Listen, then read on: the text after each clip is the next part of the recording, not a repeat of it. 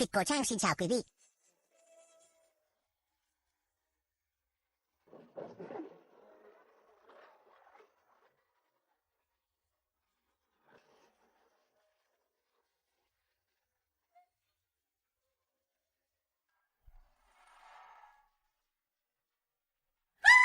Có nam nhân.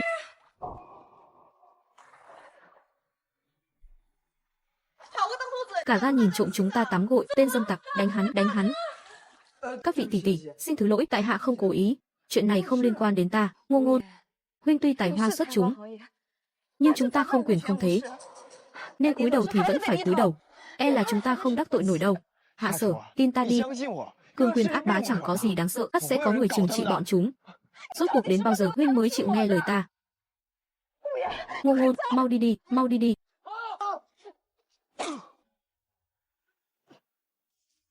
Đây chính là kết cục khi các ngươi đắc tội với thiếu gia. Chúng ta đi.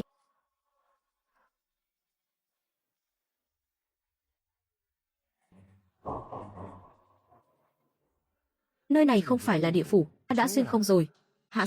Hạ Sở đâu rồi? Không đúng. Y phục của nam tử này, sao lại kỳ quái đến thế? Kỳ quái sao? Ta thấy các người mới thật kỳ quái, hắn lại có thể nghe thấu tâm tư của ta. Cái gì? Cuối cùng hắn nhiều lời, hắn đã nhìn thấy hết cả rồi, đánh chết hắn đi. Kỳ thực, tại hạ là một kẻ mù lòa khốn khổ. Tại hạ nào có nhìn thấy gì đâu. Đồ gian dối, còn dám chối không phải kẻ háo sắc, nãy ngươi rõ ràng vẫn nhìn thấy. Kỳ thực, tại hạ mắc chứng mù lòa nhất thời. Ban nãy có một luồng sáng, tức là chói lòa quá độ, cho nên ta nào có nhìn thấy gì đâu. Còn dám giảo biện, đáng đánh chết tên dâm tặc này đi. Khoan đã, nam tử này chẳng lẽ lại có bản lĩnh gì sao? Tỷ tỷ, chiều ta lấy đức phục người, dẫu hắn có tài hoa đến đâu thì cũng chỉ là kẻ háo sắc mà thôi. Phí lời với hắn, đánh chết hắn đi. Nguy rồi, phe này tận số thật rồi. Nếu có người chết trong dục đường, thật là bất tường. Theo ý ta, hãy giải hắn lên quan phủ. Tỷ tỷ nói phải. Người đâu, mau giải hắn đi. Tuân lệnh. Thuộc hạ.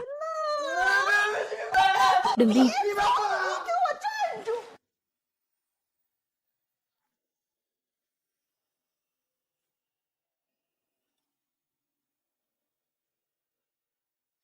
Bệ hạ vạn tuế.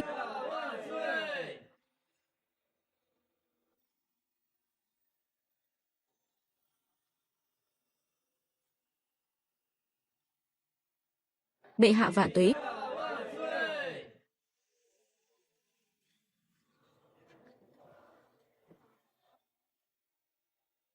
Điều quốc sư vừa tâu, chính là phương vị này sao? Tinh tượng dị động. Bên cạnh đế tinh bỗng xuất hiện phụ tinh, phương vị chính là ứng nghiệm tại nơi này. Nhà tắm trốn nhân gian. Bệ hạ, hẳn là bậc kỳ tài trời ban, thì cũng cần phải tắm gội, huống hồ cao thủ thường xuất thân từ chốn dân gian. Hạ Sở, cứu ta. Gan, danh húy của bệ hạ há là thứ ngươi có thể tùy tiện xướng lên sao? Bệ hạ, Hạ Sở, là ta đây mà, ta là Ngô Ngôn. Càn rỡ, còn dám ăn nói hàm hồ, xem ta có lấy mạng ngươi không? Khoan đã, chẳng lẽ hắn chính là người mà quốc sư đã nhắc tới, thiên giáng đại tài? Ra nàng ta quả thực là nữ đế, lại đang tìm kiếm thiên giáng đại tài. Vậy chi bằng ta? Ngươi từ đâu tới? Nếu hắn thực sự là người quốc sư đã nói, thiên giáng đại tài, vậy thì triều đại của trẫm chẳng phải sẽ hưng thịnh phồn vinh sao? Bệ hạ, hạ là Ngô Ngôn, đến từ Cửu Thiên chi thượng. Do cơ duyên xảo hợp, mới lạc trốn phàm trần. Hôm nay được diện kiến bệ hạ, quả là chi kỷ bình sinh. Chẳng lẽ hắn thực sự là bậc kỳ tài thiên mệnh? Cũng chưa biết chừng. Tiên sinh, cuộc tương ngộ trốn hồng trần này, âu cũng là hữu duyên. Tuyệt diệu thay được nữ đế trọng dụng, thì kiếp này nhất định có thể thi triển tài hoa. Đứng lại, tên đăng đồ tử kia. Bệ hạ, bệ hạ, xin người chớ vội tin gã này. Hắn đích thị là phường háo sắc, vừa rồi lén nhìn nữ nhân tắm gội, bị chúng ta bắt quả tang, hay đang định giải lên quan phủ. Lại có chuyện này sao? Bệ hạ, quả đúng như vậy. Gã nam tử này lai lịch bất minh, y phục thiếu đoan chính, đạo đức bại hoại. Cầu xin bệ hạ nghiêm trị. Nếu đã như thế, không phải là bậc đại tài trời ban, bệ hạ chi bằng hãy thuận theo dân ý, lại còn có thể thu phục nhân tâm. Hắn rốt cuộc có phải là bậc kỳ tài giáng thế? Nhược bằng không phải, sát vô xá. Nguy rồi, Hạ Sở a Hạ Sở, ta chính là tình lang của nàng mà, sao nàng nỡ vong ân phụ nghĩa như vậy? Bệ hạ, Hắn rốt cuộc có phải là bậc kỳ tài sáng thế, chi bằng khảo nghiệm một phen, muốn thử thách ta sao? Chính hợp ý ta. Bệ hạ, thần chính là bậc đại tài sáng thế, là văn khúc tinh truyền kiếp. Phàm sự ở đời, chớ nên chỉ nhìn vẻ bề ngoài mà phải xem trọng cốt cách bên trong. Nếu không tin, cứ việc thử ta. Tiên sinh, bản đế dĩ nhiên là tin tưởng tiên sinh. Nhưng ngặt nỗi khó bịt được miệng lưỡi thế gian, đã nói tiên sinh từ trên trời giáng xuống, liệu có nguyện vì bản đế mà giải đáp nỗi nghi hoặc chăng? Xin bệ hạ cứ ra đề. Hai vị đây, mỗi người hãy ra một đề. Được, để ta ra đề trước. Xin hỏi, trên trời kia có bao nhiêu vị tinh tú? Câu hỏi hay lắm, đã tự xưng là người từ trên trời xuống, hắn hẳn phải đối đáp trôi chảy. Nhưng bằng câu trả lời của hắn, chẳng thể khiến người tâm phục. Thì đích thị là kẻ giả mạo. Thì đích thị là kẻ giả mạo. Hạ Sở ơi là Hạ Sở, ngươi thực muốn dồn ta vào chỗ chết. Tiên sinh, đã có câu trả lời chăng? Còn xưng là bậc kỳ tài xuất thế ư? Ta khinh. Hắn chắc chắn không đáp được đâu. Ngươi cứ liệu mà chờ chết đi. Dẫu cho ngươi có thuật đọc tâm, e rằng lúc này cũng chẳng thể đối đáp. Tú trên cao, tựa như cát chảy dưới sông, nhiều khôn xiết. Hừ, ta muốn một con số xác thực. Có lẽ các vị không hay, vũ trụ hạo hãn, vô cùng vô tận. Muốn đếm hết tinh tú, chẳng khác nào dùng phễu đong nước biển. Hoài công vô ích, lại còn đánh mất vẻ tráng lệ thuần khiết ban sơ. Ngươi giảo biện, câm miệng. Tiên sinh nói chí phải. Bệ hạ, hắn rõ ràng không có lời giải đáp, hắn vốn không đáp được. Xin bệ hạ nghiêm trị. Câm miệng.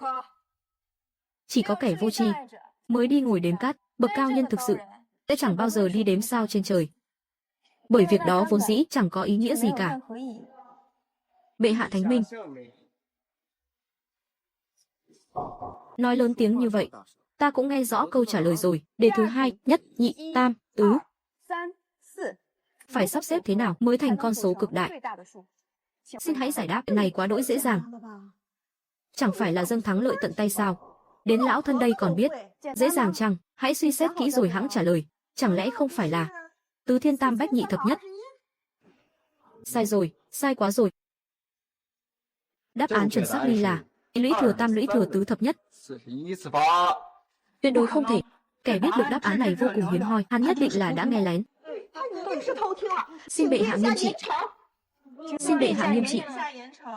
Bệ hạ, đáp án này hoàn toàn chính xác, quả đúng như lời quốc sư đã nói, đây là bậc kỳ tài trời ban.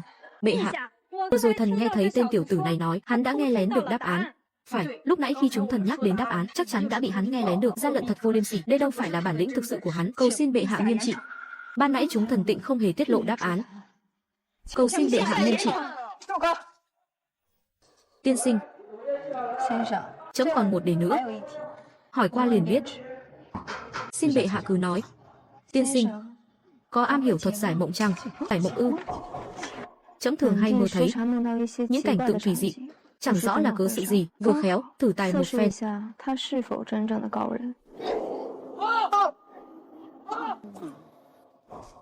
Đây chính là kết cục khi các ngươi đắc tội với thiếu gia, hóa ra là bảo vệ Hạ Sở. Hạ Sở vẫn còn lưu giữ những ký ức này, nàng ấy quả nhiên cũng là người xuyên không. Chỉ hiếm nỗi đầu óc nàng bị tổn thương quá nặng. Dẫu khó ra sao, tiếp này ta nhất định phải đối đãi với nàng thật tốt, bảo vệ Hạ Sở chu toàn. Tiên sinh, trong giấc mộng của bệ hạ có chăng một kẻ tên là Ngô Ngôn và một người nữa tên là Hạ Sở? To gan. Chẳng lẽ kẻ này có mối lương duyên tiền kiếp cùng bệ hạ? Vô bằng vô cứ, ăn nói hàng hồ. Dương Nguyệt, lui ra. Mời tiên sinh nói tiếp. Phải chăng còn có 4 gã hắc y nhân? Sao tiên sinh lại biết được? Phải chăng còn có kẻ vận y phục kỳ dị? Quả đúng là như vậy.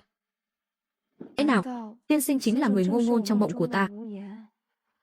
Tiên sinh, chuyện này là duyên cớ gì? Là thực hay hư? Không ngờ lại bị hắn đoán trúng tất cả. Chuyện này không thể nào, đối không thể, thật quá sức hoang đường. Giấc mộng này lại có thể giải như vậy sao? Bệ hạ, mộng phi mộng, hoa phi hoa. Nơi này người đông mắt tạp, thiên cơ bất khả lộ. Tên tiểu tử này không ngờ lại là kẻ buôn thần bán thánh, giả thần giả quỷ cũng khéo lắm. Vậy tiên sinh có thể vào cung đàm đạo một chút chăng? Câu còn không được. Cớ sự ra sao? Kẻ này không bị nghiêm trị sao? Chẳng lẽ bệ hạ đã để mắt đến hắn?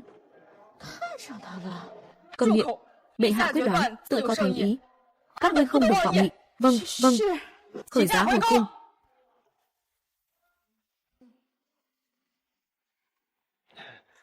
Mau ban tọa cho tiên sinh. Vậy giấc mộng của bệ hạ đã từng hé lộ với người ngoài chăng?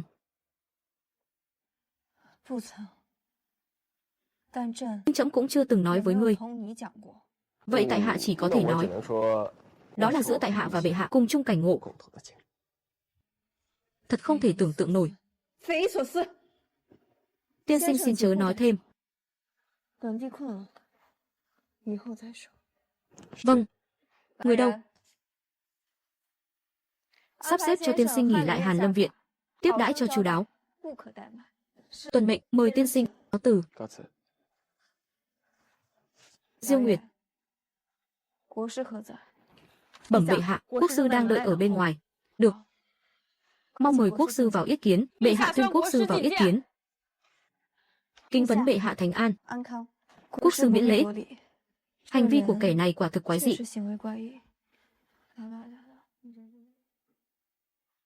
Những điều bệ hạ thuật lại quả thực quái dị. Quốc sư cũng thấy quái dị sao? Trẫm đã nói rồi mà, hắn chỉ là một tên đang đồ tử, sao có thể là bậc đại tài trời ban? Ây, thế gian này năng nhân dị sĩ vốn dĩ rất nhiều. Ý quốc sư thế nào? Nên xử trí kẻ này ra sao? Bẩm bệ hạ, bậc đại tài trời ban, quan hệ mật thiết đến khí vận quốc gia. Thần trộm nghĩ, đương lúc triều đình đang cần dùng người, nếu kẻ này thực sự có đại tài, thì đáng được trọng dụng. Quốc sư liệu có thể thử lại xem, hắn có danh xứng với thực hay chăng? Phải. Đã tính qua rồi, không cần tính lại nữa. Kẻ này đối với bệ hạ là vô hại, cũng tuyệt không mang nhị tâm. Bệ hạ cứ yên tâm trọng dụng. Quốc sư cho rằng nên để kẻ này đảm đương chức vụ gì? Nếu bệ hạ thực tâm muốn khảo nghiệm tài năng kẻ này, chi bằng cứ để hắn đến Hàn Lâm viện trước đã. Nơi đó nhìn thì thanh quý, thực chất lại là trốn tai mắt các phe phái đan xen, nơi tin tức hội tụ, để xem hắn liệu có thể ở chốn ấy mà trụ vững được chăng.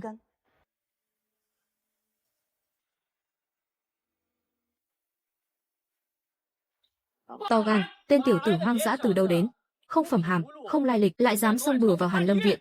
Còn ông là quan mấy phẩm? Ni đường đường là Hàn Lâm viện học sĩ, quan hàm chính tam phẩm. Chà, mới chỉ là tam phẩm, quan uy thật lớn nha. Khá lắm tên tiểu tử. Hỗn xược, tam phẩm cũng là thứ ngươi chẳng thể với tới đâu. Thấy bản quan, còn không mau quỳ xuống. Ta chỉ quỳ trời, quỳ đất, quỳ phụ mẫu, chứ không quỳ trước lũ tạp chủng. To gan, ngươi có tin ta chỉ cần hạ lệnh một tiếng là có thể đánh gãy chân ngươi? Lâm viện học sĩ các ngươi chỉ có cái đức hạnh này thôi sao? Ngươi có biết dân bất di tử, nại hà dĩ tử cụ chi, đúng là tự tìm đường chết. Đâu,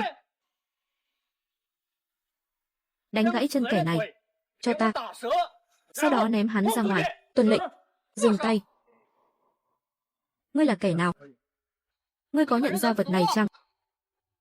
Hạ quan, tội. Chà chà chà, đường đường là đại học sĩ tam phẩm, mà cũng có lúc kinh sợ thế này sao? Lý Kỳ, vị này là hộ vệ trưởng thân cận của bệ hạ Diêu Nguyệt. Còn vị này là bậc kỳ tài trời ban, Ngô Ngôn. Tuy tạm thời chưa định phẩm cấp, nhưng tiền đồ sau này thật không thể đo lường. Tội rồi, truyền khẩu dụ của bệ hạ, Ngô Ngôn sẽ tạm trú tại Hàn Lâm viện, nhĩ đẳng trên dưới phải tận tâm khoản đãi, chớ được chậm trễ. Tuân chỉ. Dậy đi, đại học sĩ, hãy quản giáo đám môn sinh của Khanh cho nghiêm. Kẻ đáng giết thì giết, kẻ đáng đuổi thì trục xuất, chớ để chốn này trở nên ô trọc. Trương Khí đã phiền ngài nhọc lòng, còn không mau đi bài nơi ở cho khách. Rõ. Tiểu Nguyệt, lệnh bài của cô quả nhiên rất hữu dụng. Ngươi muốn thứ này để làm gì? Có lệnh bài, ta sẽ đỡ phải tốn hơi thừa lời với kẻ khác. Ta vốn chẳng rảnh rỗi để phí lời với hắn. Đây là vật bệ hạ đích thân ban tặng, đại diện cho thiên uy của hoàng thượng, nên thứ lỗi không thể cho mượn. Nếu ngươi thực sự có tài, thì hãy thi triển hết khả năng đi, sớm ngày kiến công lập nghiệp. Đến lúc đó biết đâu chừng bệ hạ long nhan đại hỷ, ta ban cho ngươi một miếng vậy. Chí lý. Quốc sư, Khanh hết lần này đến lần khác bảo đảm Ngô Ngôn vô hại. Hắn mở miệng là nói năng sảng bậy, thực khiến trẫm khó lòng an tâm. Hắn là dị số phò tá đế tinh.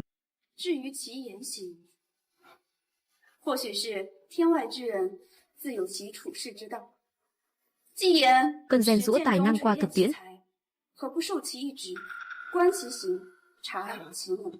Bệ hạ, lời quốc sư nói rất có lý.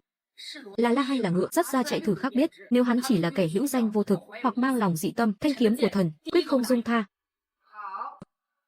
Vậy buổi thiết chiều ngày mai, trẫm sẽ sắc phong hắn làm đãi chiếu học sĩ, cho phép hắn được dự thính. Bẩm Ngô đại nhân, quan phục của ngài đã tới.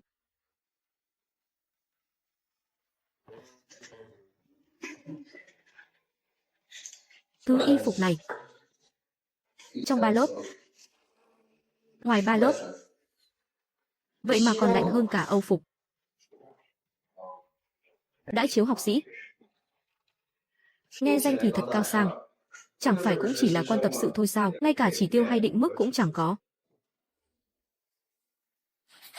Cơ tướng, nghe đồn bệ hạ vừa đắc được một vị. Xem ra lão già này sau này phải trông cậy nhiều vào lớp hậu sinh rồi. Thái tướng quá khiêm nhường rồi, có phải bậc đại tài hay không, còn cần thời gian kiểm chứng. Chỉ là trên chốn triều đường này lại xuất hiện thêm một kẻ khó lường, ngài và ta đều cần tự liệu lấy thân. Kẻ này nếu không thể thu về dưới trướng,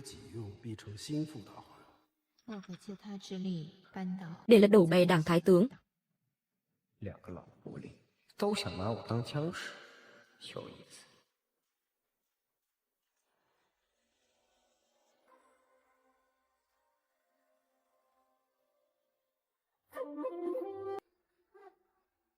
Bệ hạ, Giang Nam tuy chủ phú, nhưng những năm gần đây thiên tai liên miên, quốc khố cần được sung túc. Thần khẩn tấu, tăng thêm 3 phần thuế phú vùng Giang Nam, để phòng khi bất trắc.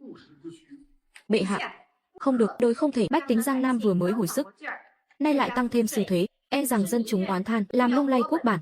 Ngô Ái Khanh, Khanh mới bước chân vào triều đường, có cao kiến gì chăng? Khi đã tăng thuế, thì càng dễ bề thao túng trục lợi. Phần lợi lộc mà thái tướng hứa hẹn, chí ít cũng phải ngần này, chí ít cũng phải ngần này. Kế này thật tuyệt diệu, vừa có thể lấy lòng bệ hạ, lại làm đầy túi tiền của ta. Tâu bệ hạ, việc tăng thuế hay không, chẳng thể bàn xuông. Tướng lo nghĩ cho quốc khố, cơ tướng lại ưu tư vì dân sinh, cả hai đều có lý lẽ riêng. Song khi thần tra xét hồ sơ tại Hàn Lâm Viện, phát hiện thuế phú vùng Giang Nam chỉ có 7 phần nhập vào quốc khố, 3 phần còn lại đã bị hao hụt, thất thoát, thậm chí kẻ biển thủ từ túi cũng chẳng phải là ít. Việc cấp bách trước mắt chính là rà soát lại thuế khóa trước nay, bịt kín những kẽ hở. Một khi kẽ hở được lấp đầy, chẳng cần tăng thêm thuế, quốc khố tự nhiên sẽ sung túc.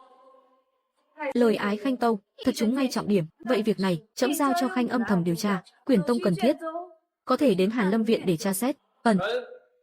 Chỉ mồi câu phải thả cho đủ, đêm nay e rằng có kẻ sẽ trằn trọc không yên. Bẩm bệ hạ, cốt ở việc trù hoạch quy trình và ưu đãi thuế khóa, ý như trong quá trình trưng thu, giảm bớt sự hà lạm không đáng có, khuyến khích thông thương, như vậy nguồn thuế ắt sẽ dồi dào. Lời của Ái Khanh khiến trẫm như được khai sáng. Vậy việc này giao cho Khanh hoàn thiện phương sách. Thần lĩnh chỉ. Từ miệng còn hôi sữa, chẳng biết nông sâu. Cha hạch ư? Quyển tông ở Hàn Lâm Viện mênh mông như biển khói, lại còn thất lạc, sai sót quá nhiều, để xem hắn ra tay thế nào. Truyền lời cho Lý Kỳ, bảo hắn tạo chút thuận lợi. Tướng gia, ý ngài là muốn khuấy đục nước. Thật thật giả giả, hư hư thực thực. Những thứ vụn vật không quan trọng cứ giao cho hắn, còn những sổ sách trọng yếu cứ để mặc hắn tự tra tự đoán. Tốt nhất là tìm ra được vài manh mối, chĩa mũi dùi về phía cơ tướng. Thuộc hạ đã rõ. Sĩ, bệ hạ lệnh cho ta nghiên cứu việc cải cách thuế vụ, cần trích lục Quyển tông thuế khóa vùng Giang Nam 10 năm qua, phiền ngài an bài cho. Ngô đãi chiếu có mật, hạ quan tự khắc sẽ an bài. Chỉ hiếm nỗi Quyển tông này quá dày, chi bằng cứ tâu rõ, cần thêm thời gian để chỉnh lý. Mời ngài xem qua những thứ này trước.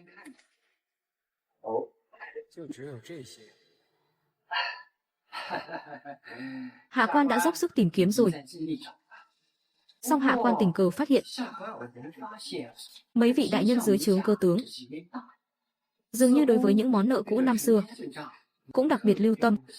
Chẳng hay là vì cớ gì?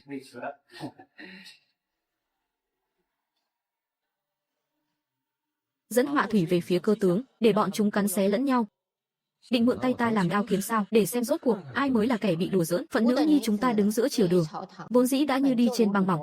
Lão già Thái Kinh kia muốn mượn việc tăng thuế để thâu tóm tài quyền, ta quyết không để hắn được toại nguyện. Cái tên ngu ngôn kia hành vi quái đản nhưng lại hay xuất kỳ chiêu, hoặc giả có thể trở thành một đạo kỳ binh. Tướng gia muốn mượn sức hắn để đối đầu với Thái tướng sao? Dục bạo tương tranh, ngư ông đắc lợi, dẫu cho hắn không thể lật đổ Thái Kinh, khuấy đảo được thế cục của hắn, với ta cũng là điều hữu lợi. Phái người lưu tâm Ngô Ngôn, khi cần thiết có thể ngầm đưa vài manh mối thuận lợi. Kế sách lão bản đưa lần trước thấy thế nào? Quả thực khác hẳn người thường, mạch lạc, thấu đáo. Bệ hạ, Ngô Đãi Chiếu tuổi trẻ tài cao, chính là lúc cần rèn giũa. Vừa khéo, sứ đoàn phiên quốc Bắc Mạc sắp sửa lai kinh, việc tiếp đãi sứ thần rối ren phức tạp, chính là cần bậc kỳ tài ứng biến linh hoạt như thế. Lão thần xin tiến cử Ngô Đãi Chiếu phụ trách việc tiếp đãi lần này. Ngô Ái Khanh ý kiến thế nào? Sứ thần phiên bang ngạo mạn, liên tục gây khó dễ. Tiểu tử, nếu ngươi làm hỏng việc, chính là làm mất hết thể diện của đại hạ. Để xem bệ hạ bảo vệ ngươi thế nào. Nếu có thể gây ra xung đột, thì lại càng tuyệt diệu. Thần lĩnh chỉ. Việc này trẫm giao cho Khanh toàn quyền định đoạt.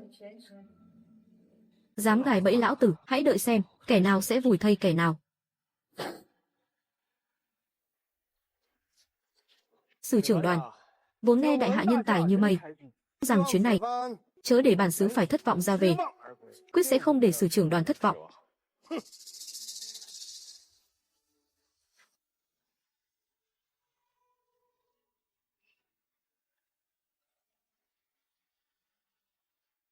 Ngô Đãi Chiếu, nghe danh đã lâu, ngươi là bậc kỳ tài trời ban.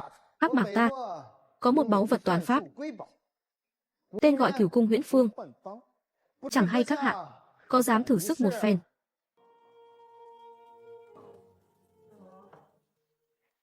Ta cứ tưởng là thứ gì cao siêu huyền bí, hóa ra chỉ là dạng sơ khai của Cửu Cung đồ, chỉ là trình độ của ấu nhi. Tranh sứ đại nhân, thứ này ấu nhi đại hạ ta vẫn thường chơi đùa. Ngươi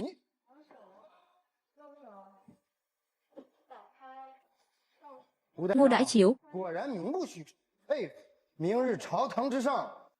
ta sẽ khảo nghiệm ngươi thêm lần nữa. Quốc uy đại hạ, sóng gió thực sự giờ mới bắt đầu.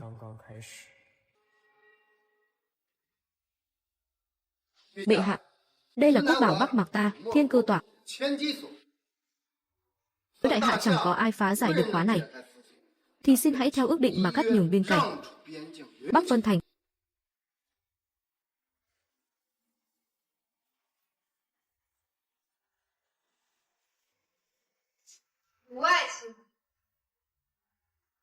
Biến thể của khóa lỗ ban này kể cũng tinh vi, khóa này không lỗ, chẳng thể cậy phá. Sứ đoàn trưởng, các người xem thứ này là kỳ kỹ sao? Trẻ con nơi đầu làng ta chơi, còn huyền diệu hơn thứ này nhiều. Ngươi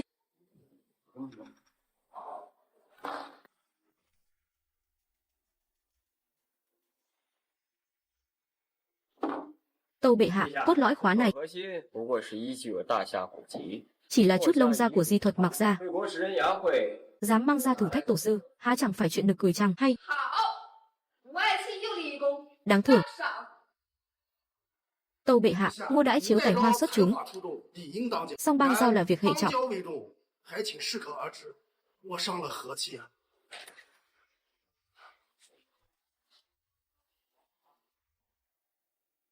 Hôm nay may nhờ có Ái Khanh dương danh quốc uy. Lão bản,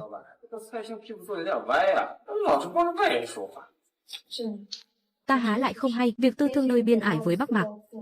Thái tướng can hệ rất sâu, hóa ra là chặn đứng đường tài lộc. Tên ngu ngôn này chặn đường tài lộc, chẳng khác nào giết hại phụ mẫu. Trước là cải cách thuế khóa, sau lại toan tính chuyện bang giao. Kẻ này không thể lưu lại. Tướng gia, mật thám trong cung bẩm báo, nghe nói Ngô Ngôn ngày mai sẽ tới Hàn Lâm viện để tra xét biên phòng đồ. Ồ, đó chính là giờ tận số của hắn.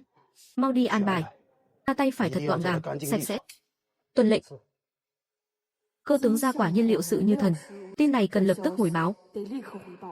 Ngô Ngôn, để xem lần này ngươi làm sao hóa hung thành cát. Bẩm tướng gia, phía thái tướng đã bố trí nhân thủ, ngày mai mai phục ngoài Hàn Lâm viện, chính là nơi táng thân của Ngô Ngôn. Lão già thái tướng Quả nhiên chó cùng rất rộng. Cũng tốt. Hắn động tĩnh càng lớn, sơ hở lộ ra càng nhiều. Tướng gia, chúng ta có cần nhắc nhở Ngô Ngôn hay là âm thầm tương trợ? Không cần. Hắn ngay cả cửa ải này cũng không qua được, thì chẳng đáng để bản tướng tiếp tục trọng dụng. Còn nếu hắn may mắn thoát chết, mối thâm thù với Thái Kinh, hiềm khích ấy sẽ càng thêm sâu sắc. Truyền lệnh xuống dưới, đem những manh mối mơ hồ về việc giao dịch sổ sách giữa Thái tướng và Bắc Mạc chúng ta đang nắm giữ, khéo léo tiết lộ cho Ngô Ngôn. Tướng gia thật anh minh. Xong việc tiếp đón sứ đoàn, cũng coi như lập được chút công trạng. Hôm nay đi tra xét biên phòng Dư Đồ, xem thử lão già Thái tướng kia rốt cuộc đang giở trò quỷ gì nơi biên ải. Sắp trễ giờ rồi. Tiêu xuất hiện, nghe lệnh ta.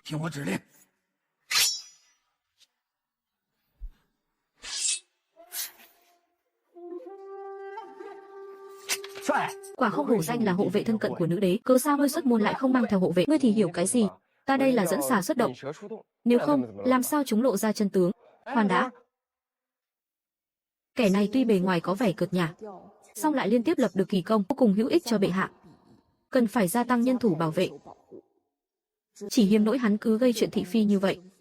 Trung quy vẫn là bộ kinh tâm. Bệ hạ, du thủ thích khách sử dụng là binh khí theo quy chuẩn, khó lòng truy ra nguồn gốc. Bọn chúng được huấn luyện tinh nhuệ, kích bất trung, liền lập tức tháo lui. Thái Kinh, hắn thực sự cho rằng trẫm không dám động đến hắn sao? Trước mắt chứng cứ chưa đủ, động đến thái tướng e rằng sẽ gây chấn động triều đình. Trẫm đã sơ suất. Bệ hạ, thần có một kế sách, nếu bọn chúng đã muốn lấy mạng thần, điều đó chứng tỏ thần đã chạm đến tử huyệt của chúng. Chi bằng ta cứ tương kế tự kế. Phong Khanh làm hộ bộ thượng thư, phong cho ngươi làm quan nhất phẩm. Bệ hạ làm vậy là có ý gì? Muốn thu phục nhân tâm, hay là đang nhắm vào ta? Ta nói cho ngươi hay, thái tướng vốn khắc bạc, quả ân. Xưa nay chúng ta chỉ cần sai sót đôi chút, là ngài ấy liền nghiêm khắc của trách. Nay, bệ hạ chẳng qua chỉ ban chút ân thường, mà ngài ấy lại răn đe như vậy. Than ôi! Họa thay, chẳng phải là minh chủ.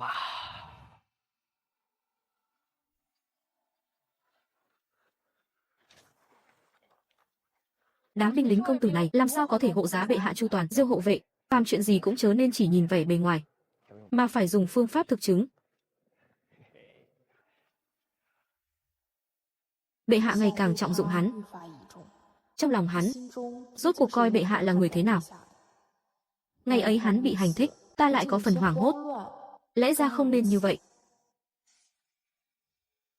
Bệ hạ, đây là kết quả tuyển chọn Ngự Lâm quân, mấy tên tử điệt của thái tướng, tớ hòng trà trộn qua ải, những kẻ bị hắn chèn ép nhưng có thực tài, đều là hàn môn tử đệ, mới là lựa chọn sáng suốt. Ngô Ngôn, lại là ngươi giở trò, đây rõ ràng là kế ly gián.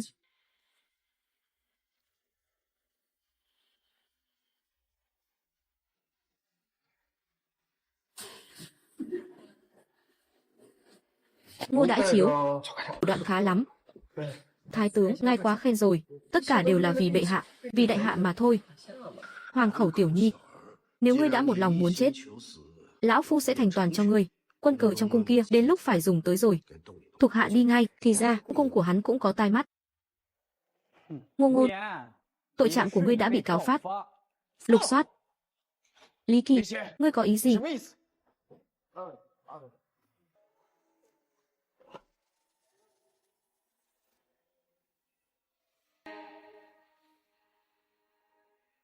Cấu kết Bắc Mạc, nhân chứng vật chứng rành rành, bắt lấy, tuân lệnh. Trò vu oan giá họa này tuy cũ kỹ, nhưng quả thực hiệu nghiệm. Bệ hạ, thần không tin Ngô Ngôn lại làm ra chuyện này. Tinh tượng tuy có chút gợn sóng, song chưa thấy điểm mưu phản. Trẫm cũng không tin, nhưng nhân chứng vật chứng đều quy tội cho hắn. Trước mắt bao người đã tìm ra tang vật, nếu trẫm còn cố ý bao che, chứng cứ đã xác thực, yên lòng dân, chấn chỉnh triều cương. Trước mắt hãy giam lỏng Ngô Ngôn tại tư gia. Nếu không có thánh chỉ của trẫm, bất kể ai cũng không được phép thăm nom. Việc này trẫm muốn đích thân tra rõ. Đích thân tra rõ. Thời gian đã đủ. Ngô Ngôn, ngươi nhất định phải giáng cầm cự, cũng cần thêm chút thời gian. Ta đây chính là kẻ đã lĩnh hội 800 tập Conan, lại thêm cả thần thám địch nhân kiệt. Thủ đoạn vu oan giá họa này thực quá đỗi vụng về.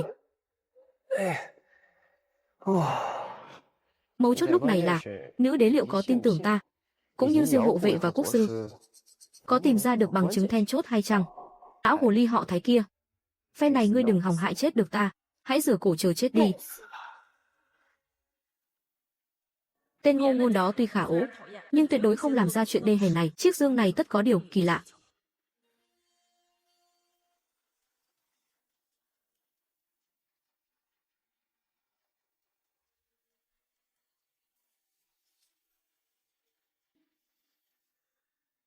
Đây là ngưng phương tán. Thứ này hương khí trường tồn, chỉ có vị trong hậu cung đang được hưởng thánh sủng, lại có giao tình cũ với thái tướng, là Lâm Thái Phi mới ưa dùng, thường dùng để ướp hương y phục. Tâu bệ hạ, trong ngăn ngầm chứa tang ngân có vương lại tàn dư của ngưng phương tán, manh mối vật này đều hướng về Lâm Thái Phi. Tượng quẻ hiển thị, Tân Định ẩn náu trốn cung vi. Lâm Thái Phi cùng gia tộc của bà ta quả thực có hiềm khích với thái tướng. Khá khen cho Lâm Thái Phi, khá khen cho Thái Kinh, lại dám vươn tay thao túng hậu cung. Bệ hạ có nên lập tức bắt giữ Lâm Thái Phi, chớ nên đả thảo kinh xà.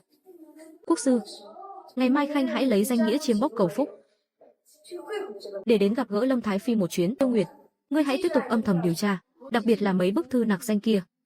Tuân chỉ.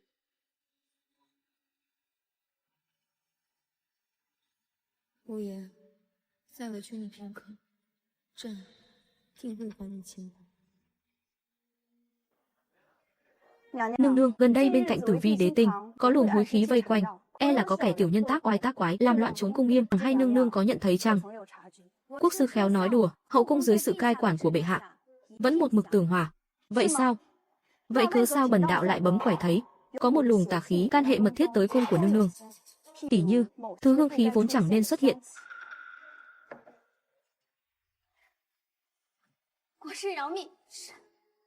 Sái tướng, hắn lấy tiền đồ cùng tính mạng cha anh ta ra uy hiếp ép ta tìm cơ hội đem vật đó đặt vào trong phòng của Ngô Ngôn. Chiếc dương ấy là do người của hắn thông qua thái giám trong cung ta mà lén đưa vào, ta nào hay bên trong lại là tang ngân, mật tín. Ngô Ngôn, tang vật đã tìm thấy, chứng vật chứng rành rành tại đó, ngươi còn lời gì để biện bạch? Bẩm chư vị đại nhân, phàm là xét án, cốt ở chứng cứ xác thực. Các ngài nói bức mật thư này là vật chứng ta tư thông với Mạc Bắc, vậy xin hỏi, giấy này là loại giấy gì? Bút mực ra sao? Thức truyền tin thế nào? Tất nhiên là loại giấy thông dụng ở Mạc Bắc. Thật vậy sao? Chất giấy này rõ ràng là vật phẩm ngự dụng trong cung. Tuyết Lãng Tiên, vết cắt xén chỗ mới chỗ cũ không đồng nhất. So với ghi chép trong cung, một thép giấy, ngày tháng cắt xén lại bất nhất, rõ ràng là ngụy tạo về sau. Cắt xén vội vàng. Còn về số bạc tang vật kia, hừ. Chiếc dương ấy xem ra còn nhiều uẩn khúc hơn cả số bạc. Lâm Thái Phi vu cáo triều thần, đầy vào lãnh cung. Cai tướng trị hạ bất nghiêm, tung túng thân thích bức ép Tần Phi, phạt bổng 3 năm, bế môn tư quá 3 ngày. Quan viên liên can nhất luật bãi chức.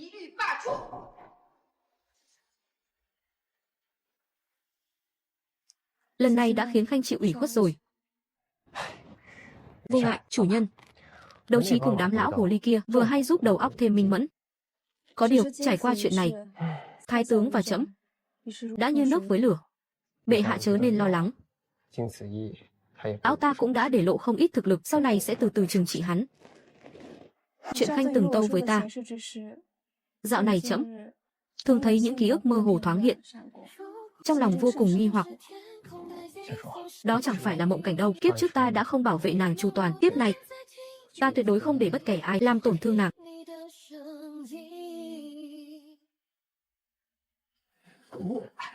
Ô đại nhân, ngài đã về rồi. Hạ quan đã chuẩn bị sẵn cho ngài trà điểm thượng hạng. Tại thế gian này, thực lực mới là tấm kim bài hữu dụng nhất. Nhân lúc thái tướng đang yên ắng, chi bằng tranh thủ thi hành vài cuộc cải cách thực sự. Nữ đế trọng dụng tên Ngô Ngôn nó, nghe đâu cũng chỉ là kẻ hạnh tiến cầu may, tựa vào chút kỳ kỹ dâm xảo để nghị thượng. Phải đấy, nghe đồn còn dính líu đến vụ án mật thư Bắc Mạc. Tuy đã được minh oan, nhưng trung quy đức hạnh vẫn có chỗ khiếm khuyết.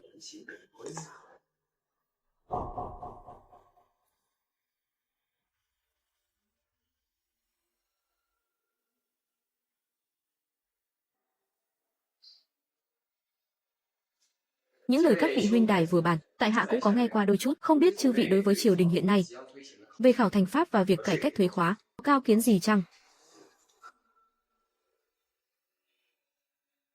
Để ta nói cho các vị hay. Hắn rốt cuộc là người như thế nào?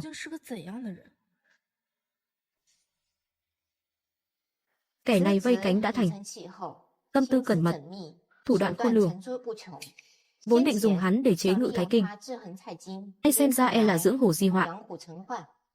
Nếu hắn đắc thế, há dung tha cho chúng ta, tướng ra.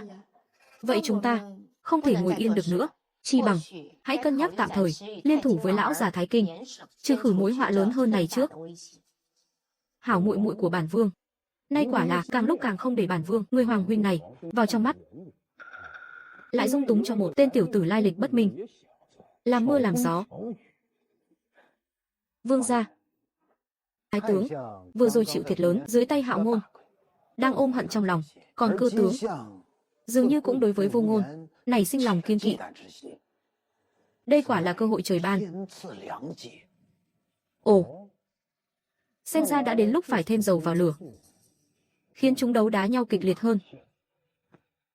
Đâu bản vương lại có thể ngư ông đắc lợi. Kỳ tiểu khoa cử đã cận kề, việc ra đề mới là thước đo tuyển chọn sĩ tử.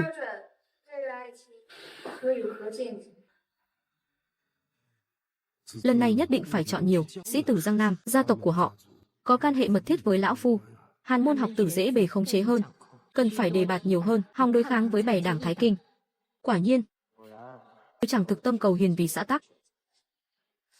Bệ hạ, thần có một kế sách có thể đảm bảo tối đa sự công bằng nơi trường quy, đó là thi hành phép hồ danh và đằng lục, đem tính danh sĩ tử, quê quán lai lịch nhất loạt niêm phong lại cho người sao lục lại bài thi, sau đó mới chuyển cho quan giám khảo chấm duyệt. Đồng thời, quan giám khảo được phân bổ ngẫu nhiên, biệt lập hoàn toàn, ngăn ngừa việc cấu kết.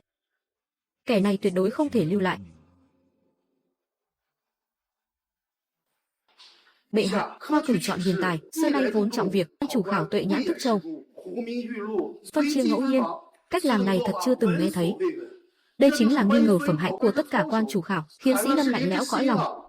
Phải đó, thưa bệ hạ, khoa cử là gốc rễ quốc gia. Nếu như hỗn loạn, e không phải là phúc của xã tắc. Ngô Đãi Chiếu tuổi đời còn trẻ, kế sách tuy mới lạ, song chưa hẳn đã ổn thỏa. Nếu thi hành pháp độ này, vây cánh mà ta dày công vun đắp bấy lâu nay sẽ tổn hao nghiêm trọng. Sĩ tử Hàn môn khó lòng kiểm soát. Nước cờ này tuy đả kích được Thái Kinh, song cũng đoạn tuyệt con đường bồi dưỡng tâm phúc của ta. Ý trẫm đã quyết. Kỳ khoa cử lần này, cứ theo lời Ngô Ái Khanh tâu bày, hành tân pháp. Nếu xảy ra bất kỳ sơ suất nào, ta sẽ nhất lực đảm đương.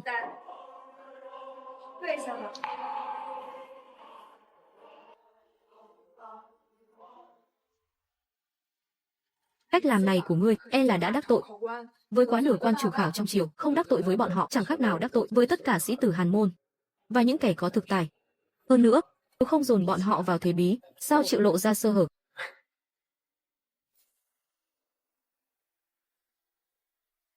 Thiên tự tam hiệu, rất rộng, xem ra là số hiệu buồng thi và mật danh thí sinh. Quả nhiên Thái tướng vẫn còn hậu chiêu. Tướng ra, việc dọc phách, đằng lục, phân phòng ngẫu nhiên, khiến những chủ tính mà chúng ta chuẩn bị trước đó nay đều đã vô hiệu. Thay, tai mắt ta cài trong cống viện cũng đã lấy được số hiệu phòng thi của vài tên tài tử trọng yếu, vậy là đủ rồi. Không thể thâu tóm toàn cục, thì nhắm đích danh mà lôi kéo, đem số phòng của bọn chúng tiết lộ cho người của ta. Sau khi khai khảo, hãy tìm cách dàn xếp chút biến cố, khiến họ phải chịu ơn của chúng ta. Khắc ghi, hành sự nhất định phải gọn gàng, chớ để lại dấu vết. Tuân lệnh. Tướng ra, phía Thái tướng quả nhiên dã tâm chưa dứt, còn muốn nhắm vào chiêu dụ hai vị Hàn môn tài tử. Lão hồ ly đó chưa thấy quan tài chưa đổ lệnh, phái người giám sát chặt chẽ mọi tay chân của Thái tướng tại cống viện, ghi chép lại xem bọn chúng đã tiếp cận những khảo phòng nào. Những kẻ đó mai này sẽ là thiết chứng để hạ bệ hắn. Vậy thì về phần Ngô Ngôn, tạm thời án binh bất động, hãy để hắn và Thái Kinh tranh đấu trước đã. Chúng ta chỉ việc ngư ông đắc lợi, chỉ việc ngư ông đắc lợi.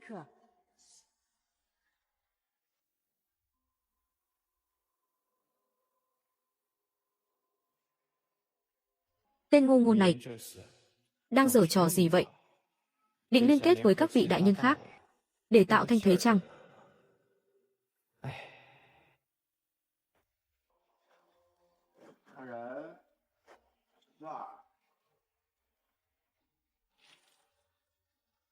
Sĩ tử dĩ dậu, cẩn thận dưới chân. Đây quả là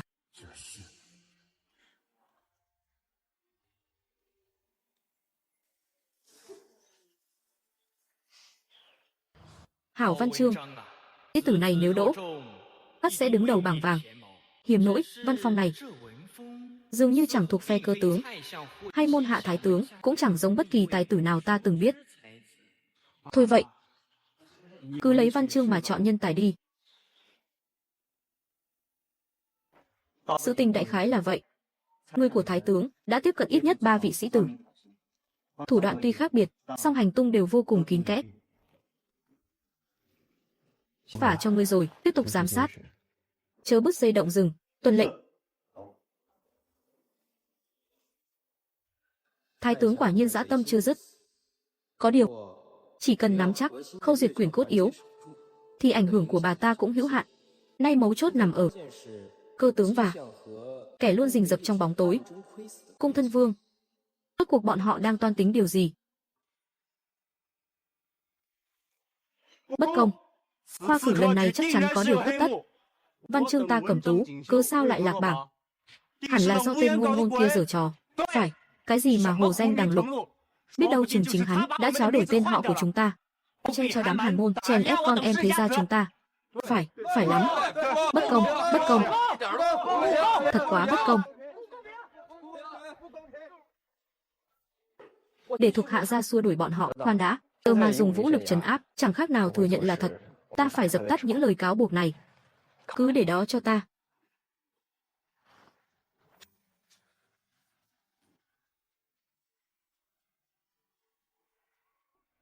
Chư vị nói khoa cử bất công, liệu có bằng chứng chăng? Còn cần bằng chứng gì nữa? Việc bọn ta lạc bảng chính là bằng chứng. Phải đấy. Theo cái lý của ngươi, ngươi ăn cơm mà bị nghẹn, thì là lỗi của kẻ trồng lúa ư? Đi đường vấp ngã, lại là lỗi của phu làm đường sao? Khoa thi lần này cốt yếu chỉ nằm ở 4 chữ: duy tài thì cử. Dọc phách là để chẳng màng ra thế, đằng lục là để chẳng phân nét chữ đẹp xấu. Phân phòng duyệt tuyển, ta quyết tuyệt diệt thói gian lận, cả chỉ dựa vào thực tài thực học. Hay, nói chí lý lắm. Đám các ngươi nếu thực có tài học, thì hà cớ gì phải sợ khoa cử? Ngày thường chẳng qua là lũ bất học vô thuật mà thôi, toàn dựa vào phụ ấm che chở. Nay đường gian lận đã tuyệt, liền lồng lộn sổ càn. Hay, nói chí lý lắm. Huynh ấy quả thực bất phàm. Ngô ngôn này quả là có tài hùng biện, thủ đoạn cũng thật cao minh, nhẹ nhàng hóa giải một trường nguy cơ, lại còn thu phục được nhân tâm của đám Hàn Môn vương gia. Kẻ này nếu không thể quy phục dưới trướng, tất sẽ trở thành tâm phúc đại họa. Hơn nữa, nữ đế đối với hắn dường như... Ta biết rồi. Xem ra kế hoạch phải tiến hành sớm hơn dự định. Hãy gửi thư sang Bắc Mạc, chuyển đến tay A Sử Na tướng quân. Cứ nói rằng bản vương ưng thuận điều kiện trước đây của hắn. Được. Tướng ra, thân vương dường như đã cấu kết với Bắc Mạc, mưu đồ không nhỏ. Xem ra bầu trời kinh thành này thực sự sắp đổi thay rồi. Thái Kinh, Ngô Ngôn, Cung thân vương, bầy sói rình rập, tức đem những gì chúng ta nắm giữ liên quan đến Thái Kinh, cùng sổ sách quan trọng về việc tư thông với phiên quốc, cũng như cung thân vương, những manh mối lẻ tẻ về việc tư thông với Bắc Mạc, hãy tập hợp lại. Tướng ra, ý ngài là trứng không thể để chung một sào. Đã đến lúc phải tự chuẩn bị cho mình tấm bùa hộ thân rồi. Hãy tìm cách đưa những manh mối này đến tận tay Ngô Ngôn. Nhớ kỹ, phải để hắn tưởng rằng là do chính hắn tra ra được.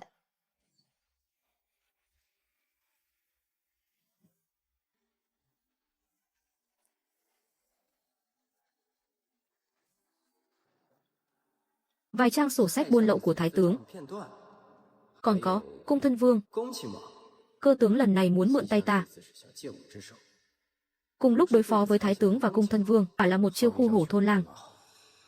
Nhưng mật báo này, e rằng là sự thật. Họa lớn rồi. Bệ hạ.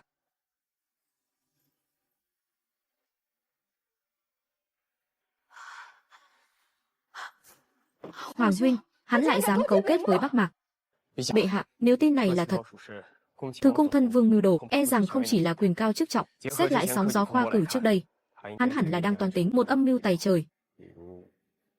Binh biến.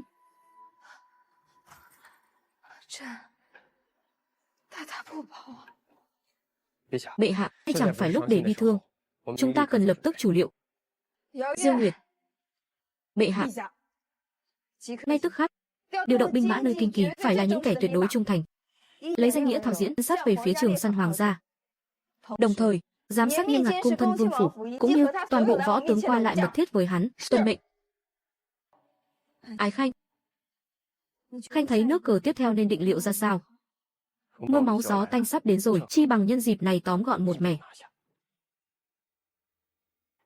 Hoàng huynh cấu kết với Bắc Mạc, tuy có bằng chứng nhưng chưa đủ xác đáng.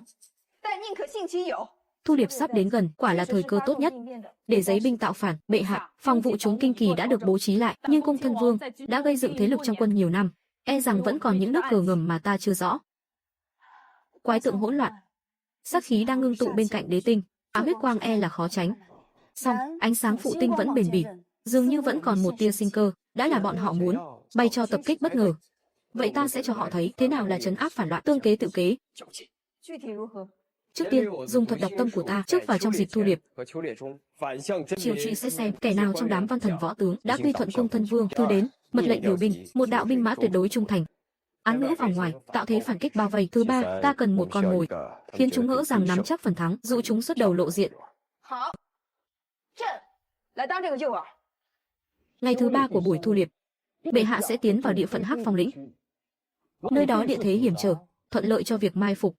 Đến lúc đó, ta sẽ đích thân dẫn tử sĩ tấn công Ngự Giá. Vương gia, còn phía thái tướng, Thái Kinh, lão hồ ly đó, không thấy thỏ thì quyết không thả ưng, nhưng hắn đã dâng lên.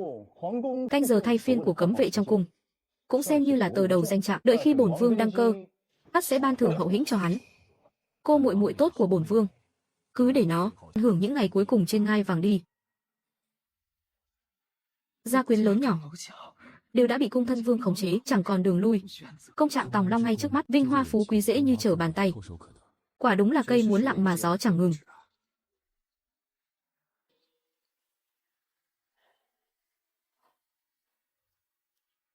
Người này, Di Thu Liệp cần phải giám sát chặt chẽ, đặc biệt là mấy vị tướng lĩnh này. Rất có khả năng bọn chúng sẽ trực tiếp ra tay, lại nhiều đến thế sao? Đây mới chỉ là những kẻ ta có thể xác định, mối họa thực sự có lẽ còn ẩn giấu ở nơi sâu kín hơn. Buổi Thu Liệp, xin hãy tấc bước không rời bệ hạ. Ngươi cũng hãy bảo trọng. Cảm giác này cũng không tệ. Có điều, thử thách thực sự sắp ập đến rồi.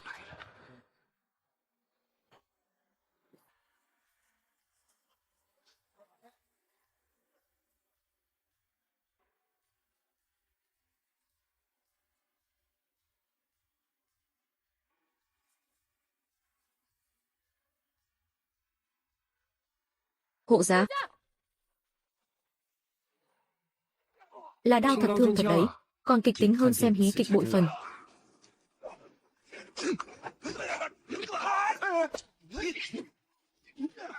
Chiêu trò hạ lưu của hắn, vậy mà lại hữu hiệu vô cùng. Đồ vật của tổ tông để lại, miễn đắc dụng là được. Ai rảnh mà luận bàn võ đức với ngươi. Hạ Sở, Hạ Sở, ngươi hôn dung vô đạo, trọng dụng yêu nhân, khiến thiên nộ nhân oán. Hôm nay nếu ngươi thức thời thoái vị, niệm tình huynh muội, bản vương sẽ tha cho ngươi một mạng. Vương huynh, cuối cùng ngươi cũng không che giấu nữa. Cung thân vương, ngươi luôn miệng nói bệ hạ hôn dung, nhưng ngươi lại cấu kết với Mạc Bắc, hứa cắt nhường 2 tòa thành trì để chúng giúp ngươi giấy binh tạo phản. Vậy hành động này của ngươi là gì? Bán nước cầu vinh? Ngươi ngậm máu phun người. Ta có ăn nói hàm hồ hay không? Trong lòng ngươi tự rõ nhất. Mật thất trong phủ đệ của ngươi, cùng A Sử Na của Bắc Mạc, những phong thư qua lại mật thiết này, có cần ta khuyên đọc cho chư vị cùng nghe chăng? Cớ sao hắn lại hay biết? Mật thất ám các, vốn chỉ có tâm phúc của ta mới.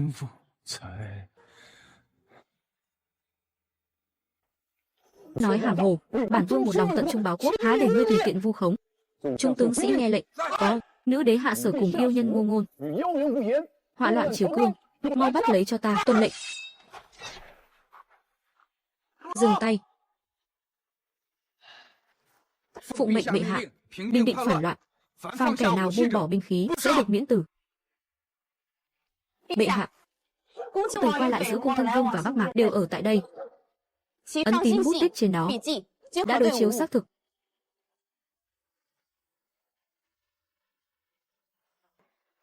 Khá khen cho tên loạn thần tặc tử nhà ngươi, dám cấu kết ngoại bang, mưu quyền xoan vị. Lão phu đúng là có mắt như mù, suýt chút nữa đã bị ngươi che mắt. Bệ hạ, thần nguyện lập công chuộc tội. Kết liễu tên gian tặc này. Thái Kinh, ngươi là kẻ tiểu nhân cháo trở lệch lọng.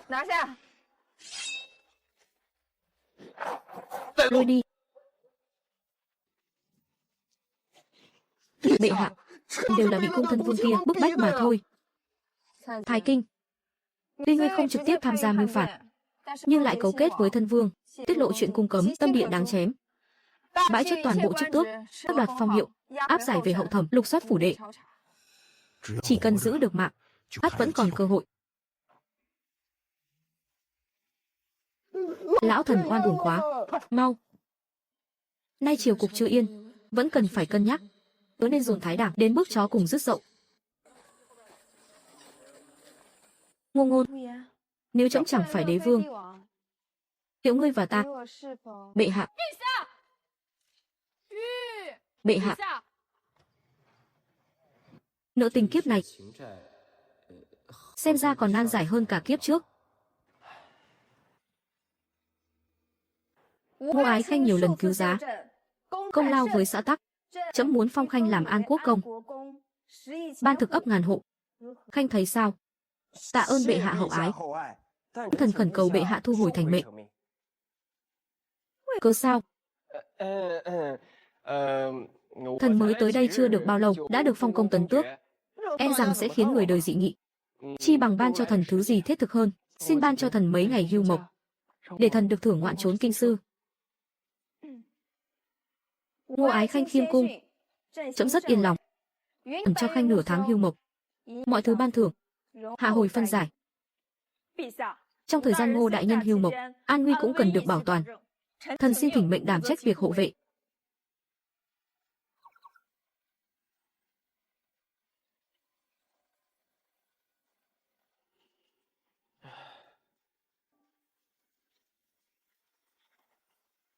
Lập tức đem những sổ sách quan trọng nhất trong phủ cùng mật thư qua lại với quan lại các nơi, di rời đến mật thất tại tổ trạch Giang Nam. Gia sản tại kinh đô, những tài vật cần quy đổi, hãy mau chóng thu xếp. Vâng.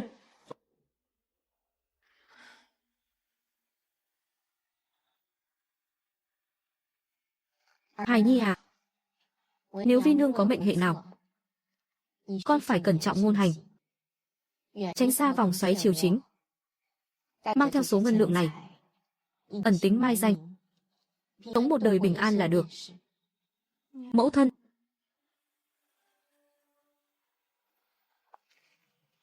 Đi đi. Hãy nhớ kỹ, bất luận lúc nào, bảo toàn tính mạng mới là quan trọng nhất.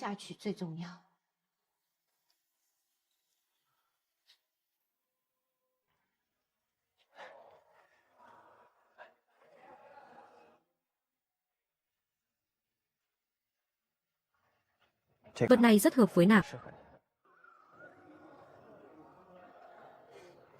Đa tạ. Ngô Ngôn, trong lòng ngươi nhìn nhận ta và bệ hạ ra sao? Bãi đi, lui ra đi.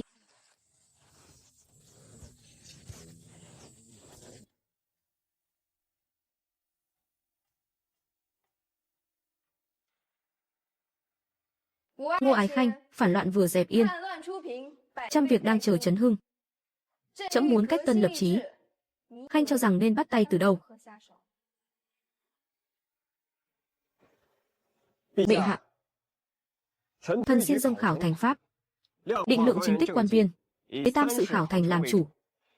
Định kỳ khảo hạch, chọn người hiền tài, loại kẻ yếu kém, đồng thời thành lập liêm chính ty, chuyên tư triệt tra trần niên cựu án, túc thanh tham hủ trốn quan trường.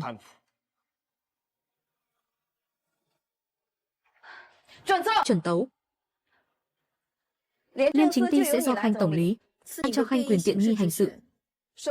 Mục tiêu đầu tiên chính là bắt đầu từ cơ tướng cùng những hành vi tham mặc, kết đảng doanh tư của bè lũ hắn. Cơ tướng lão mưu thâm toán, sổ sách làm vô cùng kín kẽ, đã là giả chướng, tất sẽ có chỗ sơ hở, cùng những manh mối không chịu nổi sự tra xét.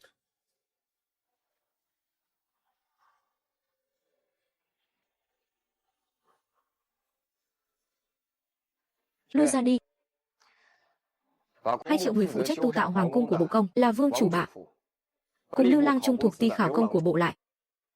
Đến đây để ta thẩm vấn. Tuân lệnh.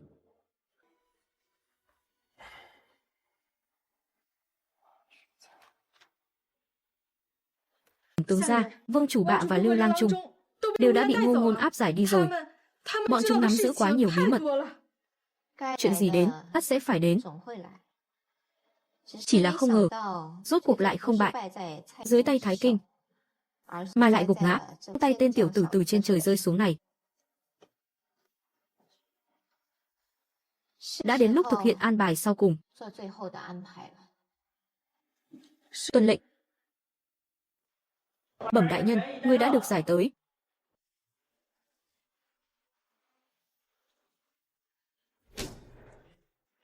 Hai ngươi có chịu khai ra hay không? Tiểu nhân xin khai. Tiểu nhân xin khai hết số ngân lượng đó là do cơ tướng ra ý chỉ thị mượn cớ xây dựng Hoàng Lăng để biển thủ ra ngoài. Tung tích cụ thể đã đổ vào diêm dẫn vùng Giang Nam. Việc khảo hạch thăng chức quan lại, cơ tướng quả thực cũng nhiều lần ám thị. Phải nâng đỡ những kẻ có tên trong danh sách. Số tài vật thụ nhận, phần lớn đều đã được chuyển tới nơi cơ tướng chỉ định. Người đâu? Có thuộc hạ. Áp giải 2 kẻ này lui xuống. Tuân lệnh.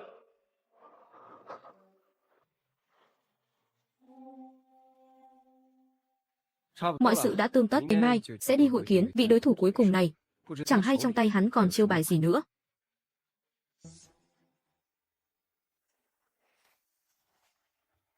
Bệ hạ, đây là danh sách đảng vũ mà thần đã gây dựng bao năm qua, còn có bằng chứng về tội trạng của bọn chúng.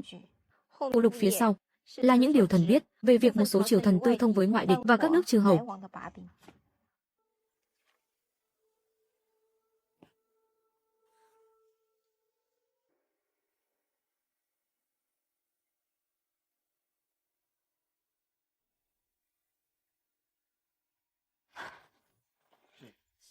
Tội của thần muôn lần đáng chết.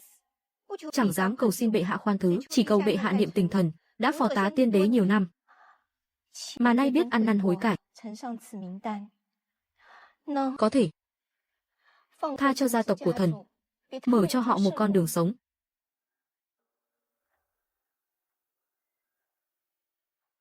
Tướng kết đảng doanh tư, tham ô quốc khố, tội chứng rành rành. Song niệm tình y phò tá tiên đế có công, cuối đời biết hối cải, tai ra đồng đạo, cùng điểm yếu của ngoại địch, cũng xem là có chút công lao. Trẫm quyết định pháp ngoại khai ân, miễn cho tội chết, tước bỏ mọi quan chức, phong hiệu, cả đời không được bước chân ra ngoài. Tạ ơn bệ hạ tha tội chết. Bệ hạ vạn tuế, vạn vạn tuế.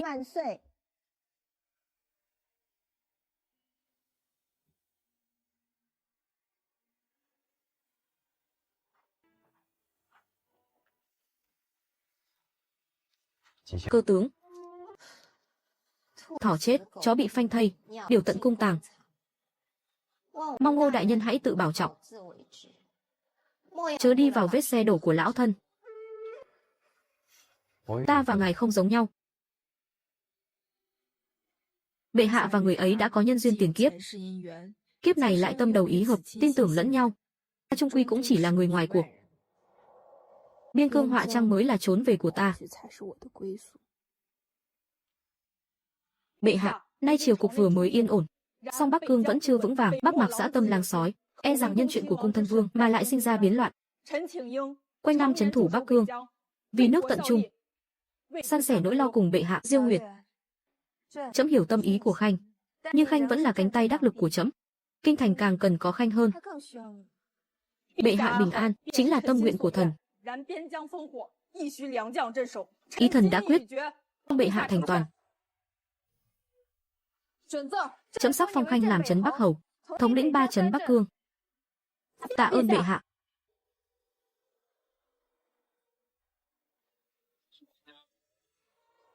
Mong Khanh bảo trọng. Đừng nhi nữ thường tình nữa. Hãy tận tâm phò tá bệ hạ, bằng không, kiếm trong tay ta quyết chẳng dung tình.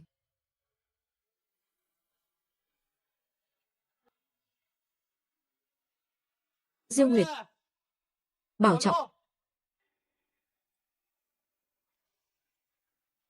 Ngô Ngôn liên tiếp lập kỳ công, cận trung báo quốc. Trẫm muốn lập y làm hoàng phu, cùng trẫm cai quản thiên hạ này. Bệ hạ, muôn vàn không thể. Đại hạ ta từ khi lập quốc 100 năm nay, chưa từng có tiền lệ lập thường dân làm hoàng phu. Ngô Ngôn xuất thân bất minh, lai lịch bất chính, e rằng làm loạn kỷ cương triều chính, vấy bẩn huyết mạch hoàng thất của ta.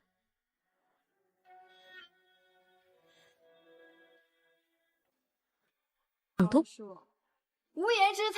người có đại công với xã Tắc, sao có thể vì chuyện môn hộ mà để mai một nhân tài, lại càng phụ tấm lòng của trẫm. Bệ hạ, phép tắc tổ tông không thể phá bỏ, thể thống hoàng gia không thể mất. Nếu lập kẻ này, lão thần không còn mặt mũi nào đối diện với liệt tổ liệt tông. Bệ hạ, chi bằng chọn ngày khác tái nghị.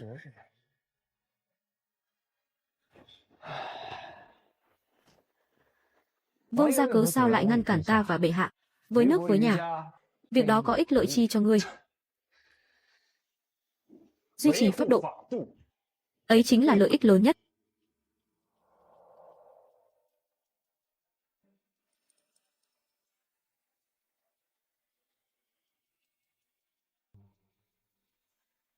Nếu vương gia chịu hợp tác cùng ta, thể đảm bảo sản lượng mùa màng tăng thêm ít nhất 3 thành, có thể bảo đảm vạn khoảnh lương điền, dù hạn hay úng vẫn nắm chắc phần thu. Công đức này lưu truyền thiên cổ, là nghĩa cử lưu danh sử xanh.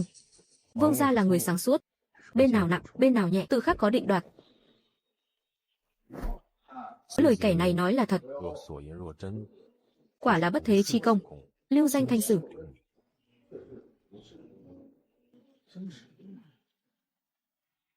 Bẩm vương gia, mời xem, đây là kiểu cày mới được chế tác. Bẩm vương gia, theo phương pháp của Ngô đại nhân, tiểu lão nhi trộm nghĩ sản lượng vụ mùa năm nay chỉ ít cũng tăng thêm 4 thành.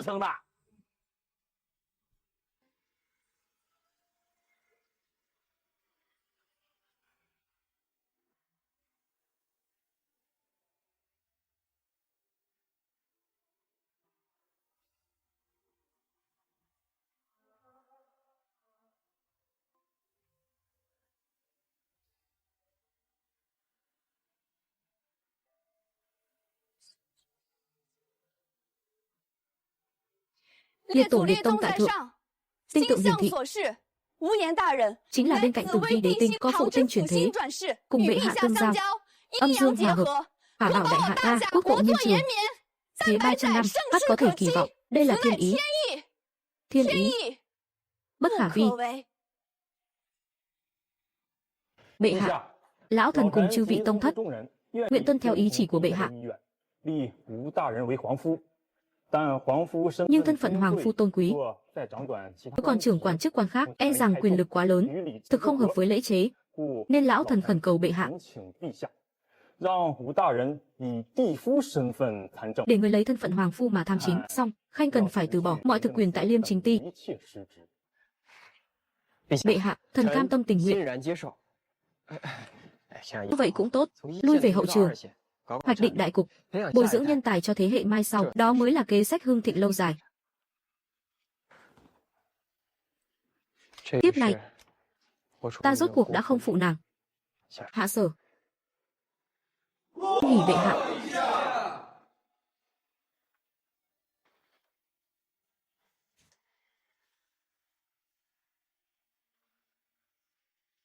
Bắc Cương gần đây có chút dị động, là vài toán kỵ binh nhỏ lẻ quấy nhiễu. Thư của Diêu Nguyệt bẩm báo rằng, xem ra đây không phải vụ cướp bóc tầm thường, phải đối phó với cả ngoại địch lẫn quyền thần. Hãy truyền lệnh cho Diêu Nguyệt đề cao cảnh giác, đặc biệt phải lưu tâm đến lương đạo và nguồn nước. Ta trộm nghĩ bọn chúng lần này sẽ dùng âm mưu quỷ kế. Phải.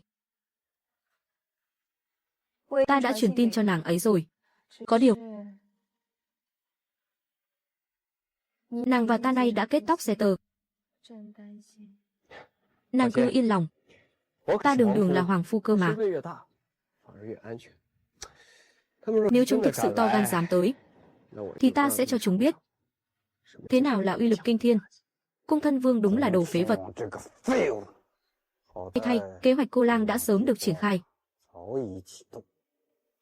Quốc sư, việc tiếp theo phải trông cậy vào Khanh rồi.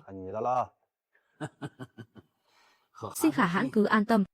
Việc kỵ binh quấy nhiễu ngoài sáng chẳng qua chỉ là thuật che mắt mà thôi. Sát chiêu thực sự đã sớm thâm nhập vào kinh thành đại hạ rồi.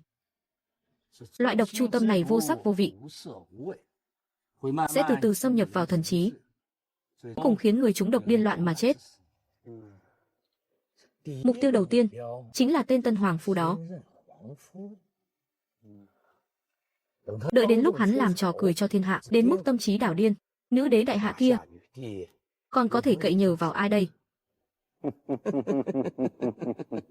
Tốt lắm. Trẫm chính là muốn khiến bọn chúng nội bộ tự khắc tan rã.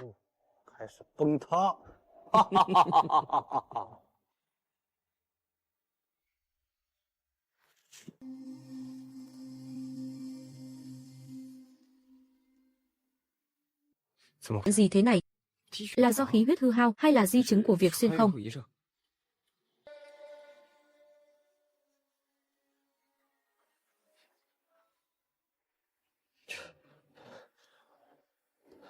Ngô Ngôn, Hương Ngô Ngôn. Sắc mặt sao lại nhợt nhạt thế kia?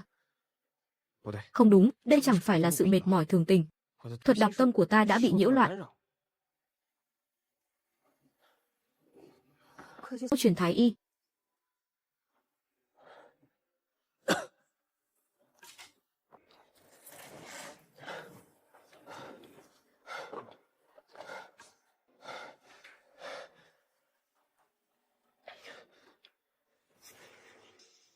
Mạch tượng của hoàng phu vô cùng kỳ lạ, tựa như có ngoại tà xâm nhập, khiến tâm thần nhiễu loạn, song lại chẳng giống chứng bệnh thông thường, là phong hàn hay trúng độc.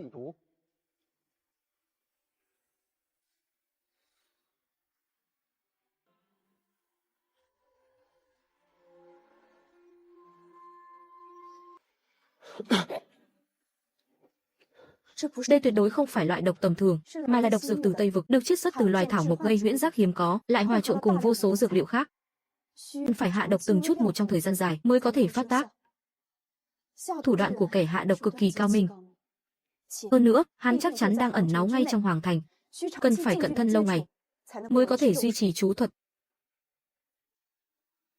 Trong nội bộ quả nhiên có gian tế. Đã muốn ta thất thố trước đám đông. Ta sẽ tương kế tự kế cho chúng xem. Để xem khi ấy, kẻ nào không giữ được bình tĩnh trước.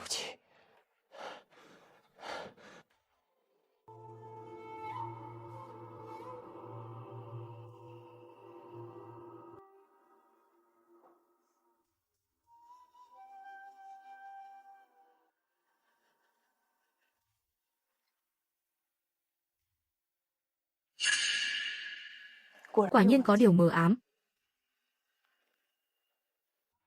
Sắp rồi. Chỉ 2 ngày nữa, hắn nát sẽ bẽ mặt ngay tại trận. Nữ đế, để xem người còn tin dùng hắn được bao lâu.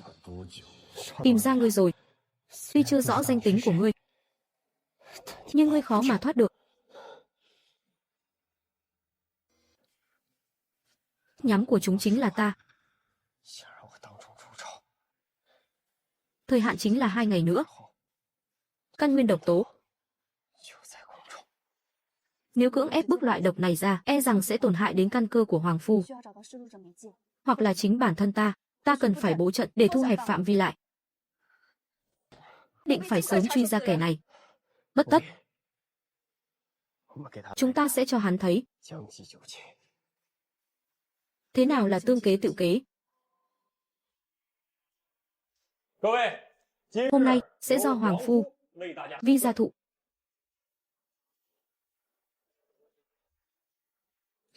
Ta sẽ giảng giải cho chư vị phép nhân giản đơn nhất trong toán pháp.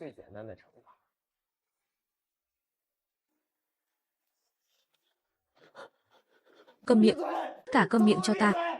Ta chẳng nghe thấy gì cả. Có ma, có ma. Các ngươi không nghe thấy sao? Mau đưa Hoàng Phu lui xuống nghỉ ngơi. Có ma, có ma. Các ngươi không nghe thấy sao? Có ma. Hà tất phải miễn cưỡng bản thân như vậy.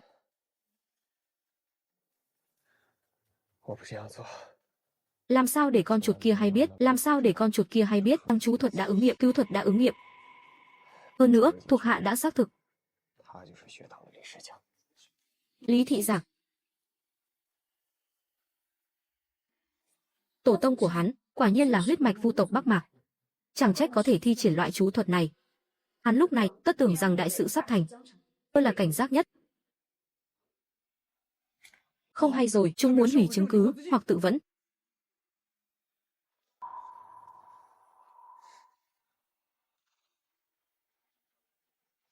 Hoàng Phu, người đã chết. Vật dẫn cũng đã bị hủy. Trước khi chết, hắn vẫn tin chắc ngài đã trúng độc. Sau lè. Lang Vương là kẻ nào?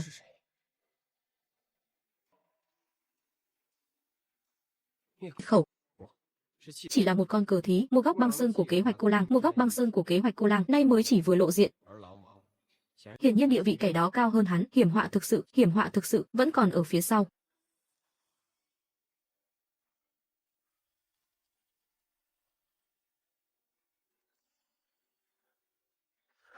Hạ Sở, ta đây. Thứ kịch độc này không chỉ đả thương người, mà còn có thể khuy thám và khuếch đại nỗi khiếp sợ trong tâm khảm con người. Mạc Bắc lần này, quả thực đã dốc hết tâm sức. Chúng càng làm như vậy, trẫm càng muốn ở bên cạnh chàng, để một mẻ tóm gọn bọn chúng.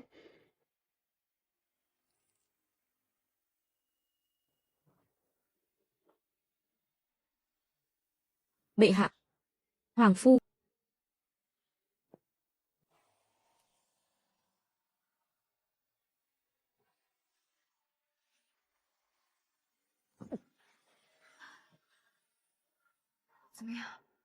Dư độc đã được thanh tẩy, nhưng Hoàng Phu vẫn cần tĩnh dưỡng vài ngày để ổn định thần hồn.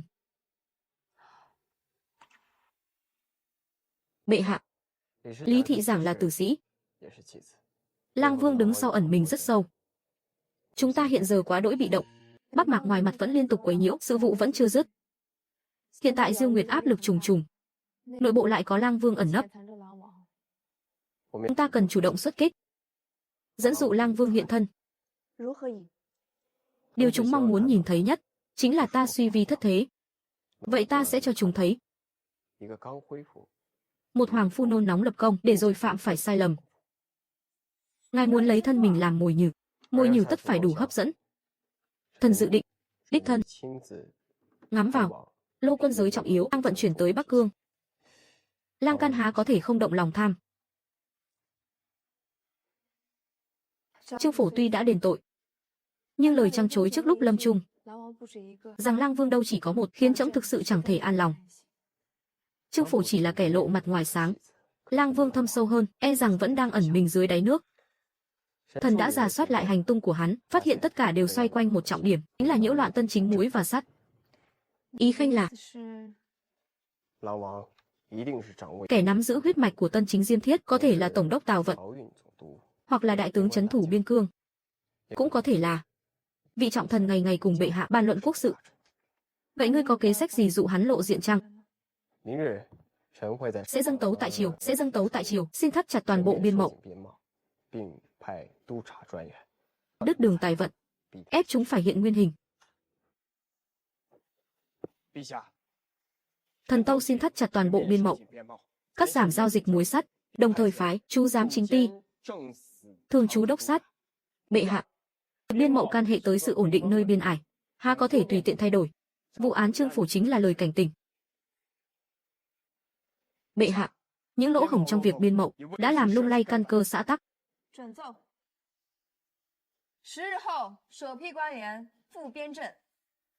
Nguy to rồi, mau chóng bẩm báo Vương đại nhân.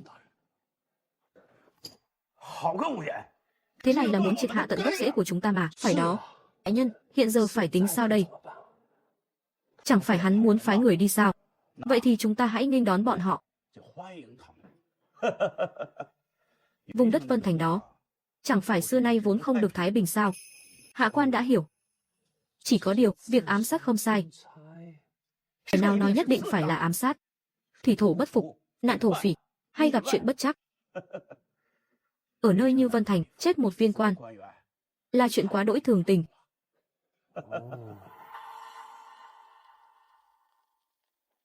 Vương Hoán Chi quả nhiên đã không thể ngồi yên. Tôn Thị Lang sau khi rời phủ, liền đi gặp vài kẻ trốn giang hồ.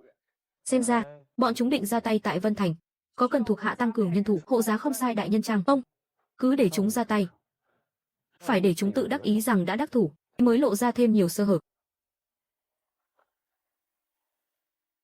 Đây là mật lệnh gửi cho tướng lĩnh, thủ thành tại Vân Thành. Ngươi hãy đích thân phái tâm phúc tinh cẩn. Vụ tất phải bảo vệ không sai chu toàn.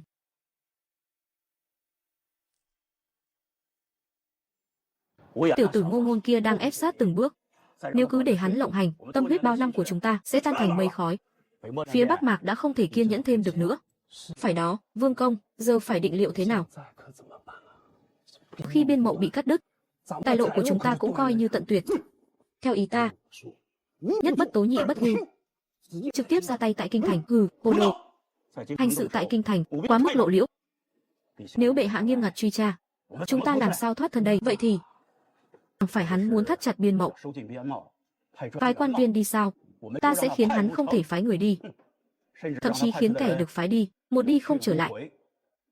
Đến lúc đó triều dã chấn động, ta xem bệ hạ còn bảo toàn cho hắn thế nào. Ý của ngài là đợt đốc sát viên đầu tiên chẳng phải sẽ đến Vân Thành sao? Nơi đó tình thế phức tạp, phỉ tặc hoành hành. Không sai bất đắc kỳ tử. Âu cũng là lẽ thường tình. Tốt.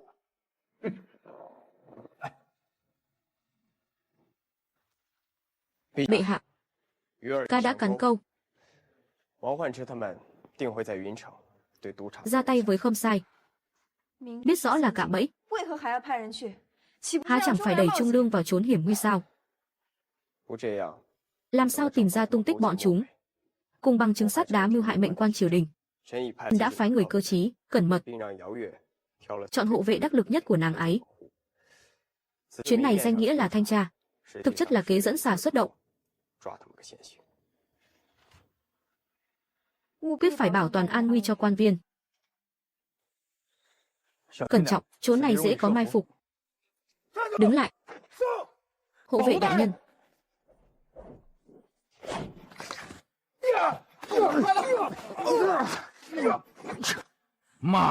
Đám hộ vệ này sao lại lợi hại đến thế? Nếu việc không thành, Vương đại nhân nhất định không tha cho ta. Rút.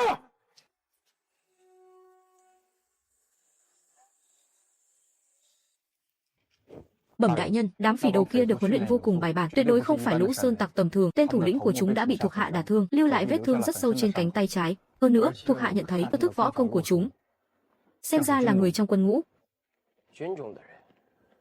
Được. Âm thầm rà soát,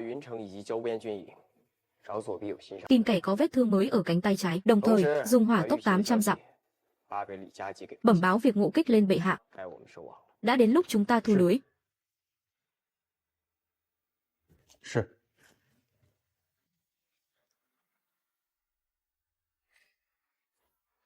Giữa Thanh Thiên Bạch Nhật dám tập kích sát hại không sai, ngang với mưu phản. Tra xét đến cùng cho trẫm. Hộ vệ sống sót hồi báo, nghịch tặc, nghi là kẻ trong quân ngũ. Giao cho đại lý tự, giám sát thất, tam ti hội thẩm, cùng các quân doanh lân cận Vân Thành, truy tìm kẻ mang thương tích trên người.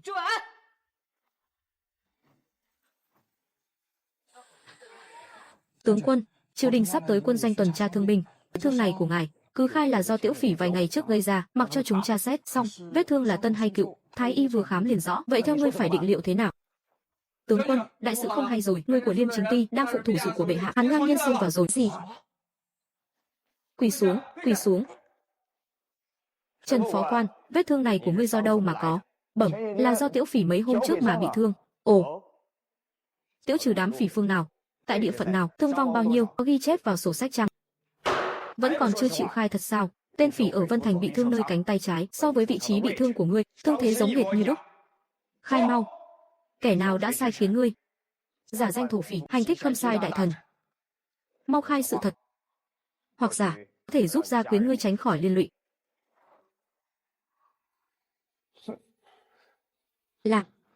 Là Vương Hoán Chi, Vương đại nhân, Tôn thị lang. Là bọn họ sai khiến tiểu nhân làm.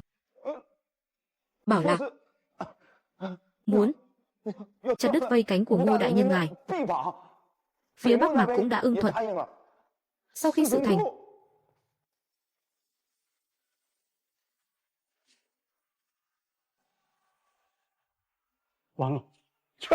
hết rồi, tất cả hết rồi.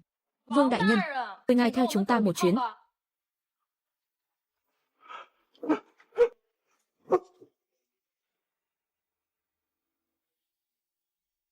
Bệ hạ, ngươi đã được giải tới.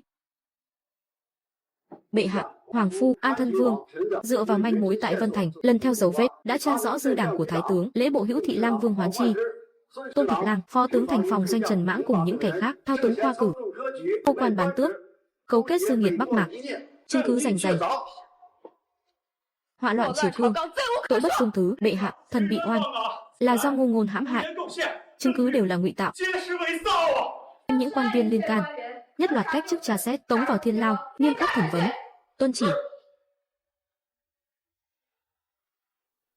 Chứng cứ trên người Vương đại nhân là ngụy tạo. Liệu có thể chỉ ra chỗ ngụy tạo chăng? Thứ gọi là mật tín kia ắt có thể làm giả. Thứ gọi là sổ sách kia cũng đều là chuyện hoang đường. Vậy thì, xin mời Vương đại nhân giải thích đôi lời kỳ khoa khảo năm trước trong bài thi của sĩ tử.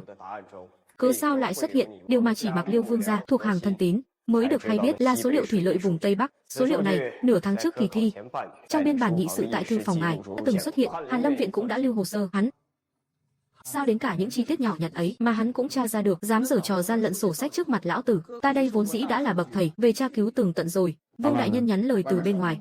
Ngươi nhất định phải gánh vác mọi chuyện, gia quyến ắt sẽ có người chăm lo. Đánh vác, chăm lo ư? E rằng là giết người diệt khẩu thì có. Ngô ngôn, thủ đoạn của ngươi thật tàn độc. Khởi bẩm bệ hạ, tội danh của bọn Vương Hoán Chi về cơ bản đã được xác thực. Bọn chúng thông qua việc thao túng khoa cử, đưa một đám người hữu tài vô hạnh cắm vào các vị trí trọng yếu, lợi dụng chức quyền, tuôn cho cựu bộ của cung thân vương cùng dư đảng Bắc Mạc những tin tức cơ mật của triều đình, nhằm mưu cầu tư lợi. Theo ý của hoàng phu, việc này nên xử trí thế nào để vừa răn đe được lũ tiểu nhân, lại không làm chấn động triều cương? Tôi theo luật pháp nghiêm trị kẻ cầm đầu, công bố tội trạng, lần lượt triệt hạ vây cánh của chúng. Đồng thời, nay cần ban hành luật khoa cử, bổ sung quy chế dọc phách, đằng lục, định rõ thưởng phạt phân minh, nhằm tận diệt từ gốc rễ mống của những sự vụ này. Xử xong vụ án này, chi bằng thiết lập thể chế nghiêm minh, đó mới là kế sách lâu dài. Bọn chủ mưu Vương Hoán Chi, Tôn Hữu Văn, Lâm Trần Mãng, tội chứng rành rành, chiếu theo luật pháp xử, trảm lập quyết.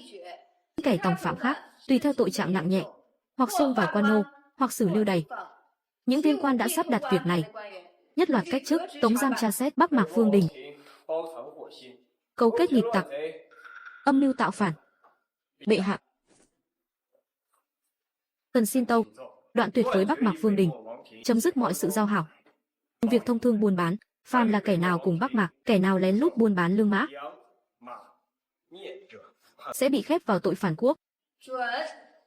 Kể từ hôm nay, phàm là kẻ ly khai Bắc Mạc Vương triều, nguyện giao hảo với đại hạ ta, đại hạ sẽ khai thông quan thị, đều dùng mức giá công đạo, cung ứng vật tư thiết yếu cho họ. Nước cờ này chẳng khác nào giáng xuống Bắc Mạc Vương đình, một đòn trừng phạt nghiêm khắc nhất. Cùng với sự cô lập về chính trị, hoàng phu, lũ sâu mọt trong triều đã bị thanh trừng quá nửa, thật còn hơn cả 10 vạn hùng binh. Vương gia quá khen. Động đao động thương thật chẳng nhã nhặn chút nào, chi bằng dùng kế sách giao thương, khiến nội bộ chúng tự sinh hỗn loạn, ta chỉ việc ngồi hưởng ngư ông đắc lợi. Đó mới là nhất bản vạn lợi. Bàn về việc phong tỏa và ly gián, ta đây có tổ sư truyền dạy. Hoàng phu điện hạ, xin hãy chiếu theo quy tắc quản lý giao thương biên ải và quy tắc phòng chống gian tế thương nghiệp. Phàm là mọi giao dịch nơi biên ải đều cần đăng ký tạo sách, kê khai số lượng hàng hóa, kẻ giao thương đều phải minh xác danh tính, như vậy có thể chặn đứng đường đi của lũ tư thương. Không sai. Trí tuệ không chỉ là sức mạnh mà còn là quy củ. Chúng ta phải dùng luật pháp cùng kế sách giao thương, dựng nên một bức tường thành vô hình. Đã đến lúc để đám cổ nhân này được mở mang tầm mắt. Thế nào là dùng quy tắc định đoạt thắng thua? Đại hạ cắt nguồn muối sắt, chính là triệt đường sống của ta. Lũ cỏ đầu tường ở các bộ tộc kia. Quốc sư, chẳng lẽ không có cách nào phá giải sao? Đại hãn, cường công tổn thất quá lớn. Biên cảnh đại hạ, phòng bị xâm nghiêm. Nếu minh tranh không được, chi bằng dùng chút thủ đoạn khác. Nghe nói hoàng phu đại hạ cực kỳ coi trọng cách vật tri học. Căn cơ nằm ở học viện Lý Công kia.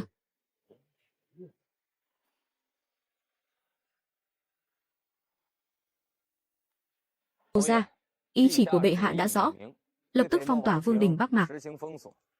Nay biên cương đã dứt nạn binh đao, song nạn buôn lậu nhỏ lẻ, cùng mã tặc quấy nhiễu ngày một tăng, lại dường như có quy củ hơn trước.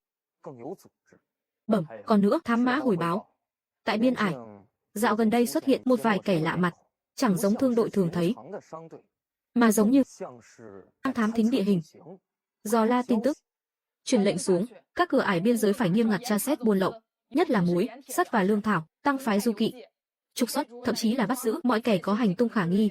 Đồng thời, truyền lệnh cho các châu phủ biên cương nghiêm ngặt tra xét hộ tịch, đặc biệt là những kẻ mới nhập cư gần đây, những gương mặt lạ lẫm.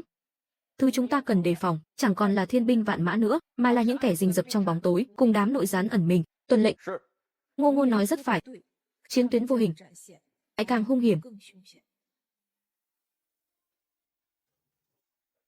Lập tức truyền lệnh cho toàn thể môn sinh, tuyệt đối không được đa ngôn với người lạ, nhất là không được tiết lộ bí mật cốt lõi của bổn môn. Gia tăng canh phòng, người ra kẻ vào đều phải kiểm tra nghiêm ngặt.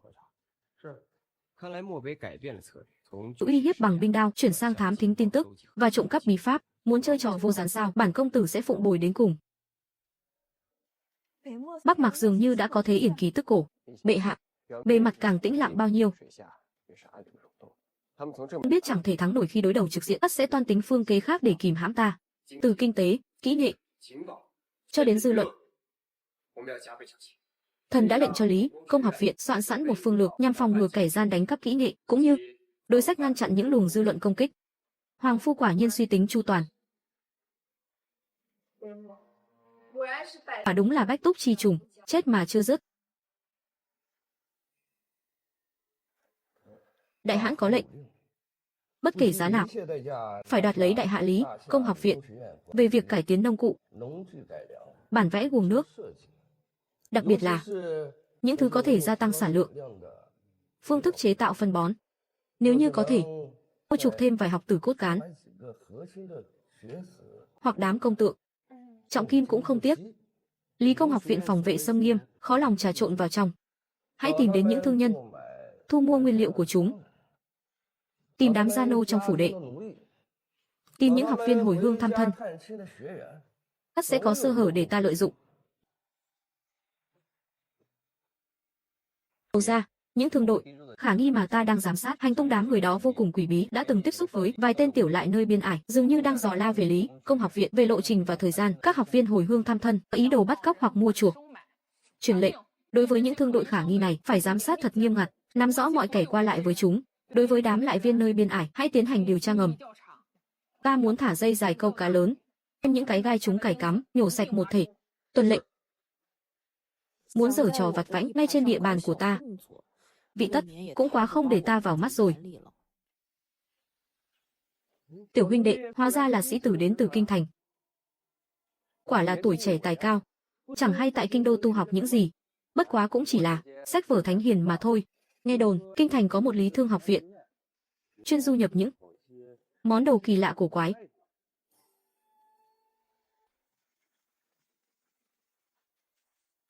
Phụng lệnh trấn Bắc Hầu, chuyên lùng tế tác Bắc Mạc. Ta thấy hành tung của các ngươi rất khả nghi. Hãy theo chúng ta một chuyến. Giải đi. Đại hãn, đại hạ phòng bị cẩn mật, thủ đoạn thường khó lòng tấu hiệu.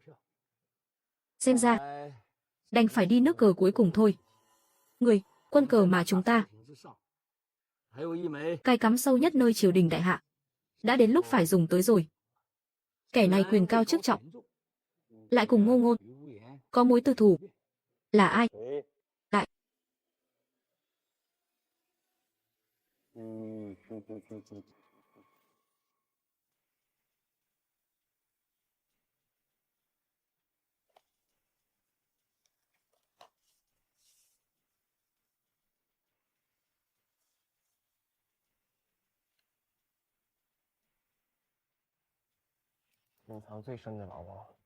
Cuối cùng cũng không kìm được mà lộ diện. Màn kịch dẫn xà xuất động.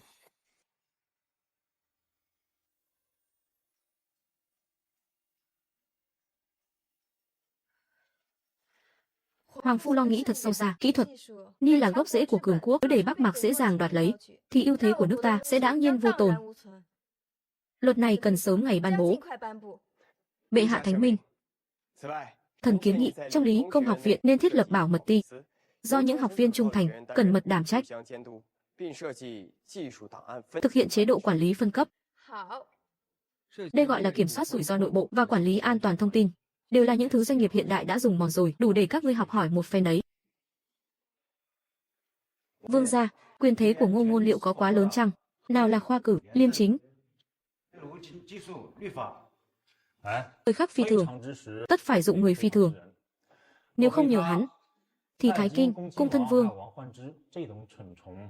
sao có thể bị thanh trừng, lại thêm Bắc Mạc, sao có thể thảm bại nặng nề đến thế? Chỉ cần hắn tận trung với triều đình, chúng ta tất phải ủng hộ. Thuộc hạ đã rõ. Kẻ này tuy hành sự phóng túng, nhưng luôn đánh trúng trọng điểm. Quả là bậc kỳ tài hiếm có khó tìm.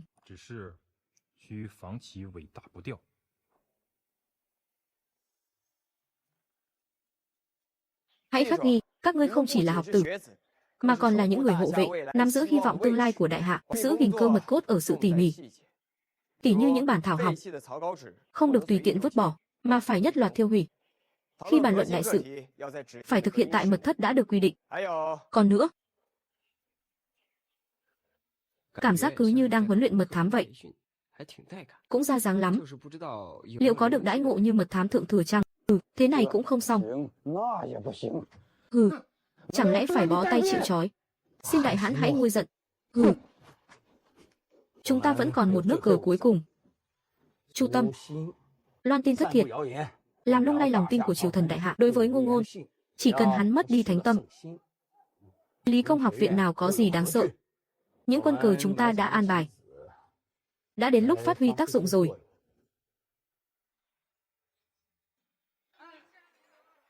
Các ngươi đã nghe tin gì chưa? Vị hoàng phu đại nhân của chúng ta chẳng phải bậc kỳ tài trời ban gì đâu, mà là tế tác do Bắc Mạc phái đến đấy. Sao có thể chứ? Ngài ấy từng lập biết bao kỳ công cơ mà. Đó mới chính là chỗ cao tay của hắn. Trước tiên là lấy lòng tin của bệ hạ, sau đó đánh cắp cơ mật của triều ta, rồi cùng Bắc Mạc nội ứng ngoại hợp. Bằng không, cớ sao Bắc Mạc từ khi hắn đắc thế lại liên tiếp bại trận? Rõ ràng là khổ nhục kế mà thôi, là đang dọn đường cho y đấy. Có lý.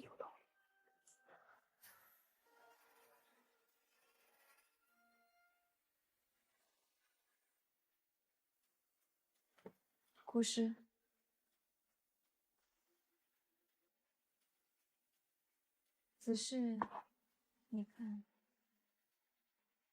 Bệ hạ, đây chính là Chu tâm chỉ kế.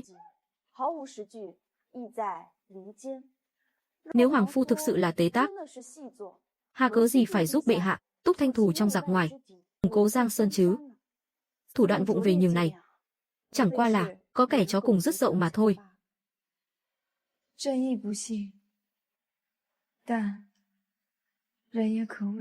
Nhưng nhân ngôn khả di. Lời đồn trốn kinh thành, ngươi có nghe chăng? Đã nghe, cốt truyện thêu dệt thật khéo, hiếm nỗi lý lẽ vụng về. Không thể nào đứng vững trước sự suy xét. Vu cho ta tội trong ngoài cấu kết, nhưng ta cấu kết nỗi gì? Chẳng lẽ là giúp đại hạ tiêu diệt đồng minh của Bắc Mạc? Khả hãn Bắc Mạc, có phải nên ban cho ta một tấm kim bài nặng trăm cân hay không? Chớ nên khinh suất. Lời đồn tuy giả, nhưng lại có thể mê hoặc nhân tâm. Muốn dập tắt lời đồn đại, sách là khơi dòng. Ta đã có đối sách.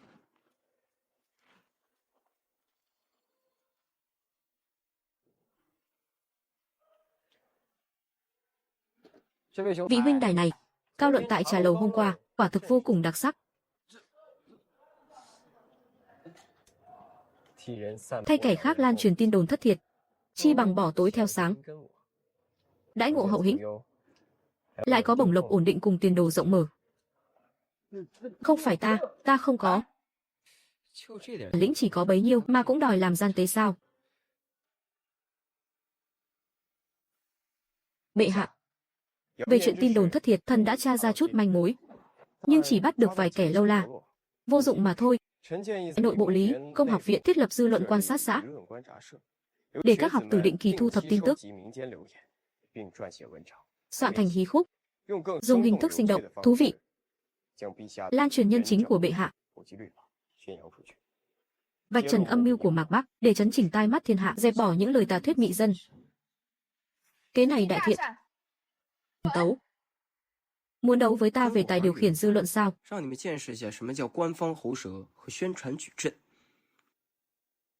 Thuyết thư, xương hy khuyên người thế. Ba lối đường quan, bước chính trung. Thiện ác đáo đầu trung hữu báo. Nhân gian chính đạo thị tang thương. Ta thấy hoàng phu đại nhân hệt như bậc trung thần trong tùng tích vậy, phải đó. Cầu tặc Bắc Mạc thật đáng căm hận, dám dở ra những thủ đoạn hạ lưu bỉ ổi.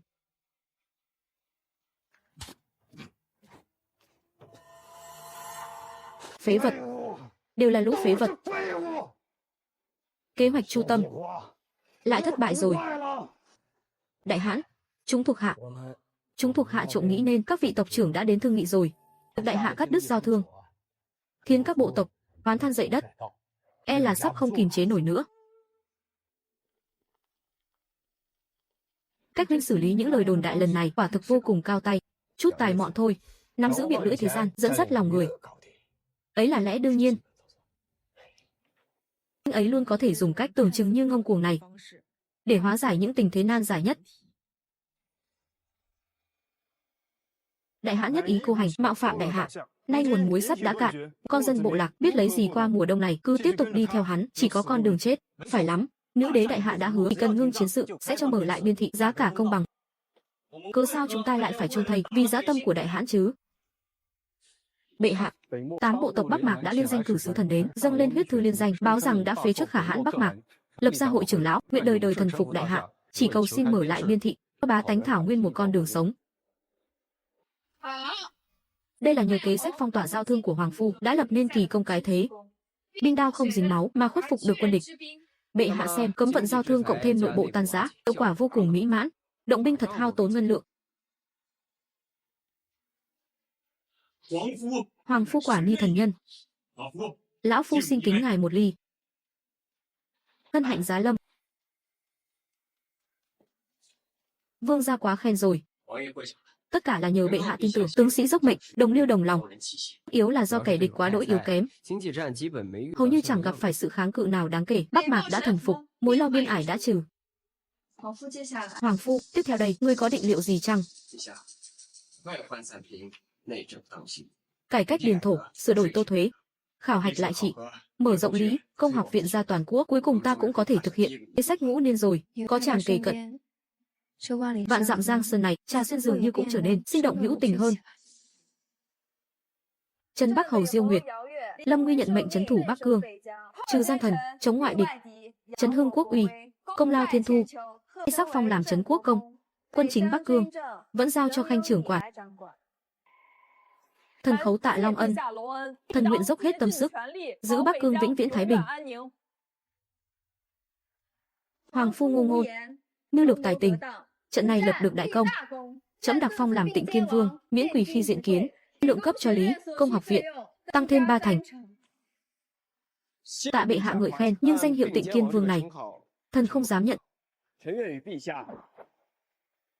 Chư vị khanh gia, hãy đồng tâm hiệp lực, cùng kiến tạo đại hạ thịnh thế. Từ ban thưởng này khiến gánh nặng trên vai ta càng lớn, xong được phép mang kiếm vào triều, nghe cũng thật oai phong. Chư vị, các vị đã dùng tài trí và tâm huyết để chứng minh rằng học thức đủ để xoay chuyển vận mệnh quốc gia. Việc tướng sĩ Bắc Mạc quy phục, công lao ấy thuộc về nơi xa trường, và cũng thuộc về cả chư vị ở đây. Chúng ta phải đem đạo lý cách vật trí chi, để bách tính trong thiên hạ đều được thụ hưởng. Khoa kỹ Hưng Quốc, giáo dục vi bản, lão tổ tông quả không lừa ta. Chỉ hiềm không biết đến bao giờ mới tạo ra được mạng lưới liên thông thiên hạ. Bắc Mạc thăng trầm, ngoại hoạn đã yên. Nay triều cục vững vàng, chính là thời cơ tốt nhất để thực thi cải cách nội chính. Những việc hoàng phu từng tâu, như nông cụ, thủy lợi, Bắc Cương cũng cần hưu dưỡng sinh tức.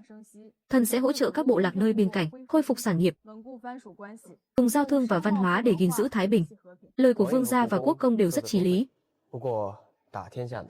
Việc trị quốc lại càng gian nan hơn. Khi phân chia lại quyền lợi, khó tránh khỏi động chạm đến một số người.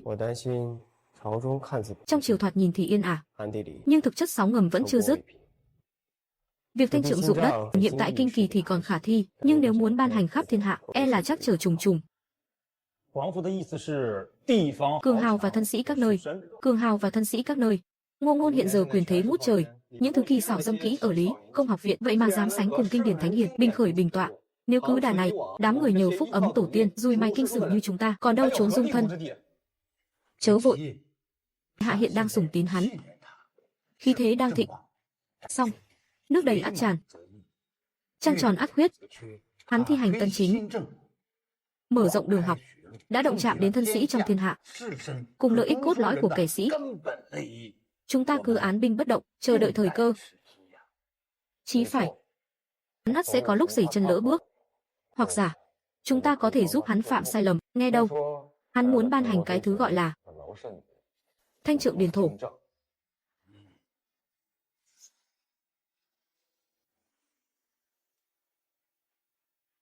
Lão trượng, cứ sao không dùng giống mới, cùng nông cụ, phương thức canh tác mới, bẩm quý nhân. Chẳng phải thảo dân không muốn dùng cách mới, mà là địa tô quá đắt đỏ. Nếu đổi sang giống kia, ngộ nhỡ mùa màng thất bát, cả gia quyến ắt phải chết đói. Chi bằng cứ theo lối cũ cho vẹn toàn. Xem ra vật báu, muốn lưu truyền thật chẳng dễ. Căn nguyên nằm ở chỗ ruộng đất chẳng thuộc về tay họ. Vấn đề quyền sở hữu điền sản, đi đến đâu cũng là mâu thuẫn cốt lõi. Bệ hạ, tân pháp và nông cụ mới tuy tốt, nhưng muốn phổ cập trong dân gian lại vấp phải muôn vàn trắc trở.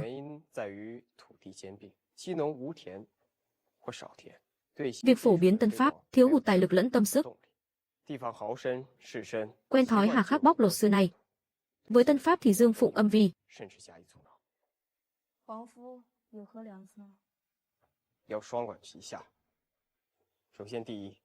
Triều đình đứng ra lập khuyến nông xã, cho vay mượn vốn liếng, cùng nông cụ.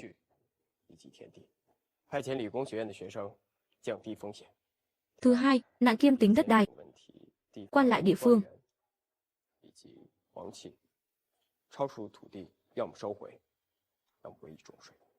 Việc này rút dây động rừng, cần phải chủ tính kỹ lưỡng, cẩn trọng dè dặt.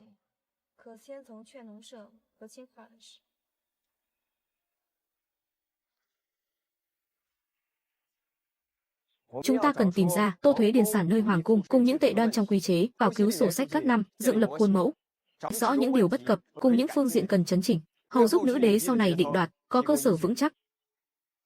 Trước tiên phải đi khảo sát, dùng số liệu thực tế để chứng minh, để xem những kẻ trục lợi đó còn giở trò xảo biện thế nào. Hoàng phu muốn thi hành cải cách điền địa. Việc này vốn dĩ là phúc lợi cho xã tắc lê dân. Kẻ ở Giang Nam kia 5 lần 7 lượt dâng tấu Lưu Ngự Sử, kẻ ủng hộ tân chính tại quê nhà đã tự mình thôn tính cả trăm khoảnh lương điền. Ngôn hành bất nhất như thế, há chẳng phải là ngụy quân tử sao? Tân chính e rằng cũng chỉ là thay một đám người khác để liễm tài mà thôi. Hừ, gọi là tân chính, chẳng qua là đảng đồng phạt dị, là công cụ để bài trừ dị kỳ. Phải.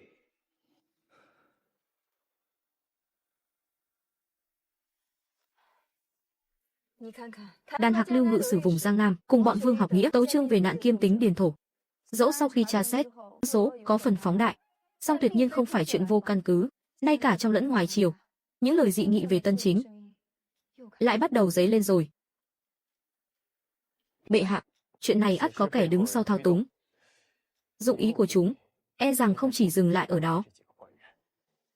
Chúng muốn gièm pha việc cải cách điền địa, khiến các chính sách về sau chẳng thể thi hành. Trẫm biết. Nhưng sự việc lần này, quả thật đã để bọn chúng nắm được cán. Hoàng phu, kế sách tiếp theo nên định liệu thế nào? Kế sách tiếp theo nên định liệu thế nào? Kẻ đứng sau tâm địa quá đỗi thâm độc. Có cần ta âm thầm điều tra, vạch mặt kẻ chủ mưu, vạch mặt kẻ chủ mưu, đây là Dương Mưu. Dẫu có tra ra được, là tàn đảng của cung thân vương hay là kẻ khác nhúng tay vào, thì cũng khó lòng dựa vào đó mà định tội. Mấu chốt là làm sao vãn hồi Sĩ Lâm, cùng với niềm tin của các thần tử ủng hộ việc thân chính. Đã là bọn họ lấy cớ đất đai Kim Tính để sinh sự, vậy thì ta sẽ đường đường chính chính đáp trả, không chỉ điều tra phe cánh ủng hộ ta, mà còn phải tra xét cả những kẻ chống đối, phải tra xét cho thật tường tận, minh bạch rõ ràng. Đồng thời, xúc tiến việc soạn thảo hạn điền lệnh, chuyển hướng tranh biện sang việc giải quyết thực trạng, chứ không phải công kích lẫn nhau. Muốn kéo ta vào vũng bùn khẩu chiến ư? Ta sẽ trực tiếp mở ra một cục diện mới. Bệ hạ, dạo gần đây, lời bàn tán rất nhiều. Thần trộm nghĩ, việc này quan hệ đến gốc rễ của xã Tắc, là đại sự liên quan đến kế sinh nhai của muôn dân, tuyệt đối không thể mập mờ tắc trách, càng không thể biến thành công cụ tranh đấu nơi triều dã. Thần tâu xin cho tiến hành thanh trượng điền thổ, lập ban soạn thảo hạn điền lệnh. Trước tiên, phải triệt để tra xét điền sản của quan lại nơi kinh kỳ, loạt kê khai theo luật lệ, rồi niêm yết công khai. Đồng thời ban hành hạn điền lệnh, quy định giới hạn sở hữu điền sản, phạt thuế nặng kẻ làm trái để an dân. Lời hoàng phu chính là quốc bản. Việc thanh trượng điền địa tiếp phải thực thi. Kể từ hôm nay, khởi thảo hạn điền lệnh, giao An Thân Vương tổng lý, Hoàng phu Ngô Ngôn, hộ bộ thượng thư, hình bộ thượng thư, cùng Lý Công học viện, phái nhân tài tinh anh hiệp trợ, hãy bắt đầu từ vùng kinh kỳ. Bất luận kẻ đó là ai, phải đối đãi nhất mực công bằng.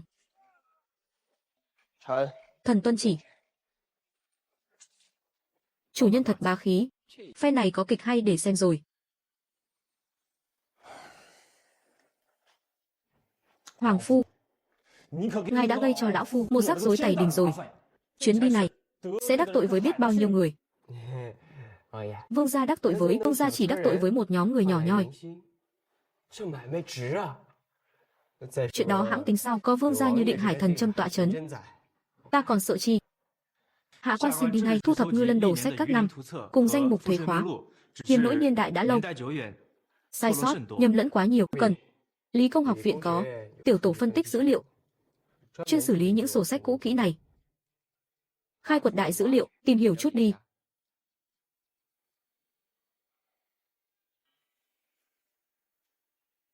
Bẩm chư vị đại nhân, đường xa vất vả rồi, trang chủ đã soạn sẵn tiệc rượu, đi lối này. Không cần. Phiên quản sự phối hợp cho, giao nộp địa khế đây, để chúng ta tiến hành đo đạc.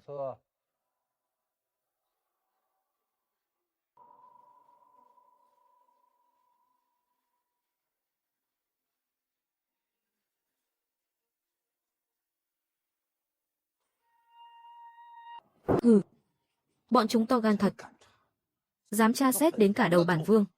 Mau truyền lệnh xuống dưới, gây chút khó dễ cho việc thanh trượng. Kỹ, phải gây chuyện một cách danh chính ngôn thuận. Tỉ như xúi giục vài tên tá điền vô tri, cứ nói rằng việc thanh trượng là cốt để tăng thêm siêu thuế.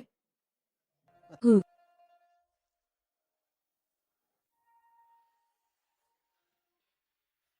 Khoan đã, tuyệt đối không để chúng đo đạc, xong ắt sẽ tăng siêu thuế, đuổi bọn chúng đi. Bảo quản kỹ sổ sách, tuyệt đối không được xô xát với bách tính. Các vị hương thân, xin hãy bình tâm, chúng ta đến đây chẳng phải để tăng thuế, mà là để miễn giảm siêu thuế cho các vị, chốn này không chào đón các người. Mau cút đi, xin hãy bình tâm. Mau cút đi, cút ngay. Đi ngay đây, các vị hương thân, đi mau. Hoàng phu, việc thanh trượng gặp trắc trở. Khanh có cao kiến gì chăng? Bệ hạ, việc này vốn nằm trong dự liệu. Bá tánh chẳng qua bị che mắt mà thôi. Hãy lập tức gián cáo thị an dân, hãy lập tức gián cáo thị an dân, phàm là dụng đất đã thanh trượng tại vùng kinh kỳ. Số điền sản dôi dư, hãy bán cho nông dân thiếu ruộng, với mức giá ưu đãi. Dùng cái lợi để dẫn dụ, dùng ân huệ để vỗ về. Hay lắm. Mọi người hãy lại xem, đây là tân chính của triều đình về việc miễn giảm tô thuế cùng bản đồ phân chia ruộng đất. Ồ, bà, con ơi. Quan trên trượng lượng điền thổ, là để giảm thuế, tân điền cho chúng ta. Trước đây chúng ta đã bị lũ cường hào ác bá lừa gạt rồi. Bệ hạ vạn tuế, hoàng phu đại nhân anh minh. Bệ hạ vạn tuế, hoàng phu đại nhân anh minh. Bệ hạ vạn tuế. Các bộ tộc Bắc Mạc đã an định. Việc thông thương biên giới đã đi vào nề nếp. Thần nghe nói việc Thanh Trượng ở Kinh Kỳ gặp trắc trở. Tạm thời chưa cần đến Khanh. Trấn Quốc công nhà ngươi sát khí quá nặng. Để đối phó với mấy tên cường hào ác bá, quả thực là dùng dao mổ trâu để giết gà. Cứ để chúng ngông cuồng thêm vài ngày, để việc thử nghiệm ở Kinh Kỳ thành công. Đợi khi có kết quả xác thực trình lên, để xem đám hủ nho trên triều đình kia còn phản đối thế nào việc ban hành khắp thiên hạ. Đó là mục tiêu của bước đầu tiên.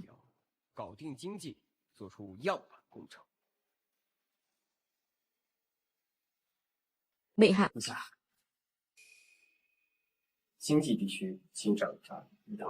Theo sổ sách ghi chép, chỉ riêng quan lại vùng Kinh Kỳ, kẻ giấu giếm không nộp thuế đã lên tới 2 phần. Cứ đà này mà suy xét thật khiến người ta kinh tâm.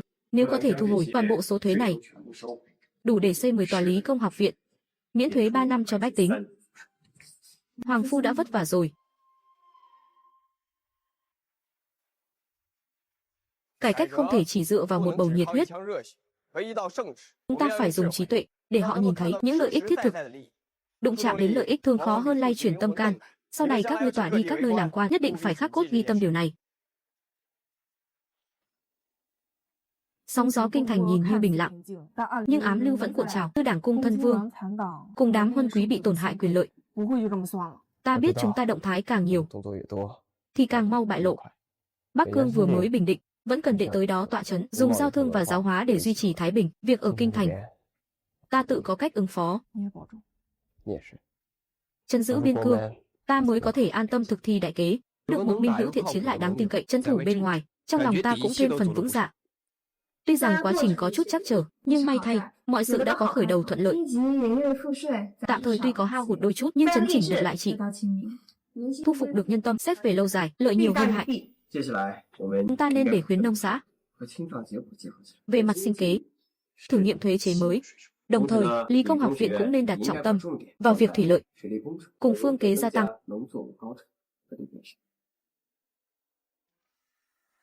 Đôi khi được ở bên nàng, đều tràn đầy kinh hỉ.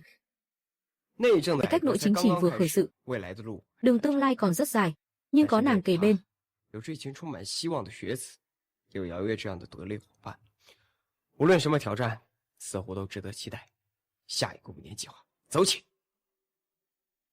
Bệ hạ, Hoàng phu, tinh tượng gần đây có chút dị động, tuy chủ tinh vẫn vững vàng, sang bên cạnh phụ tinh, ngờ rằng có hối khí ám muội vây quanh, tựa hồ có kẻ tiểu nhân từ phương xa tìm đến, cần phòng ngoại tà, kết cùng nội gián.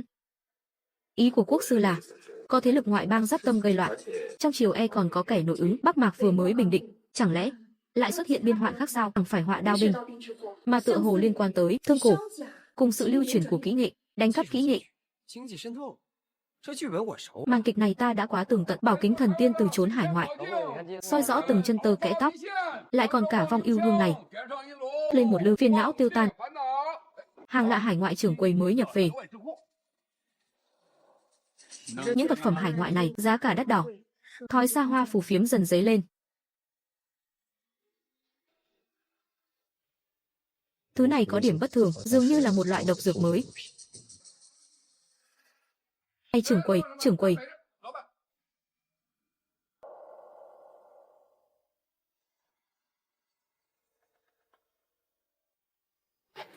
Bệ hạ, tấm hương này thực chất chỉ là thủy tinh, chế tác giản đơn, nhưng lợi tức lại cao đến kinh người.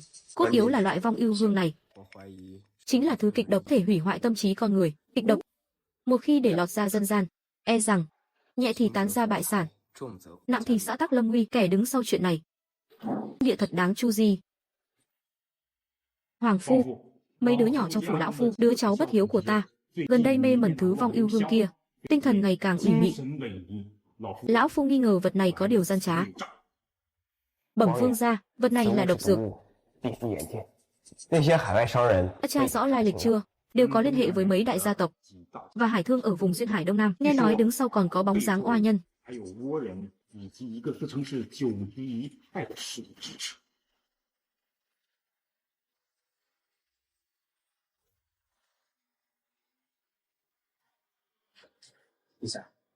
Muốn bài trừ thứ ngoại tà này cần phải đa phương tề hạ, thiết lập tổng nha hải quan, nghiêm ngặt kê tra hàng hóa nhập cảng, đặc biệt là gia sản phẩm cùng những vật phẩm khả nghi, có thể trưng thu thuế má, hạn chế việc đánh bắt, ban hành cấm lệnh nghiêm cấm vong yêu hương, cùng việc giao thương các loại hương liệu, kẻ trái lệnh sẽ bị trọng phạt. Điều thứ ba, thiết lập đại hạ công hành, để nước ta có thể tự mình nghiên cứu, chế tác những vật phẩm tinh xảo hơn như các loại khí cụ, dùng hàng trong nước đối chọi với hàng ngoại bang, giành lại quyền chủ đạo trên thương trường. Đặc biệt là hải quan tổng phủ này, cùng với hoàng gia thương hành, quả là rút củi đáy nồi.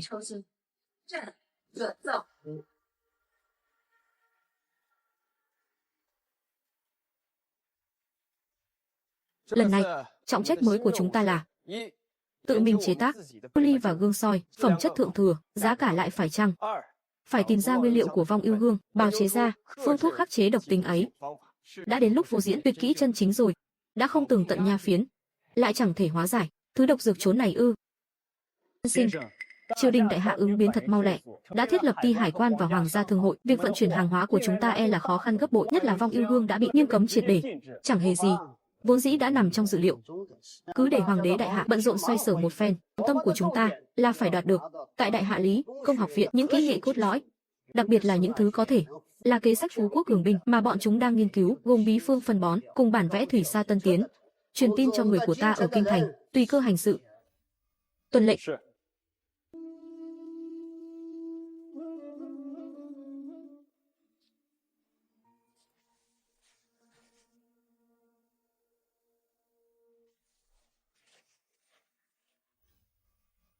Ta đã đợi các ngươi đã lâu, bằng hữu phái Cửu Cúc.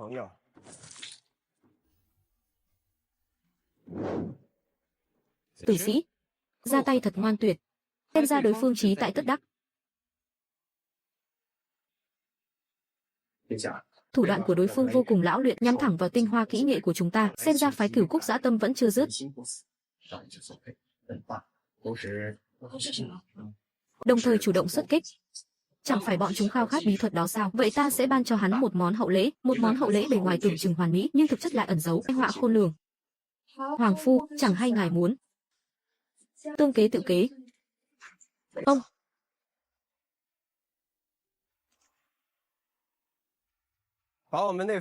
Bí phương đã được gia giảm, sẽ khiến cho thổ nhưỡng trở nên chai cứng. Hãy hạ thấp phẩm cấp xuống, đồng thời ngụy tạo thư tịch cho cũ kỹ, khiến chúng tin rằng đây là đồ thật, lại là cái trò ăn hạnh mới đoạt được đó sao? Muốn giở trò gian tế với ta ư? Ta sẽ cho ngươi nếm mùi tin giả. Tiên sinh, cuối cùng cũng đã đắc thủ. Lập tức dựa theo bí phương, điều chế số lượng lớn tại các trang viên dưới chúng ta. Tiên phong sử dụng. Lệnh. Đây quả là trời cao phù hộ phái Cửu Cúc ta. Ngô ngôn à ngô ngôn, dẫu cho ngươi có gian manh quỷ quyệt, cũng phải uống nước rửa chân của lão nương. Tiên sinh, có được bí phương này, sản lượng lương thảo của ta sẽ tăng lên gấp bội. Đến thời khắc đó, chúng ta có thể thâu tóm thêm nhiều tài lực, tiến thêm một bước xâm lấn đại hạ, thậm chí còn có thể khống chế huyết mạch quốc gia của chúng từ ngô ngôn. Chẳng đáng để bận tâm.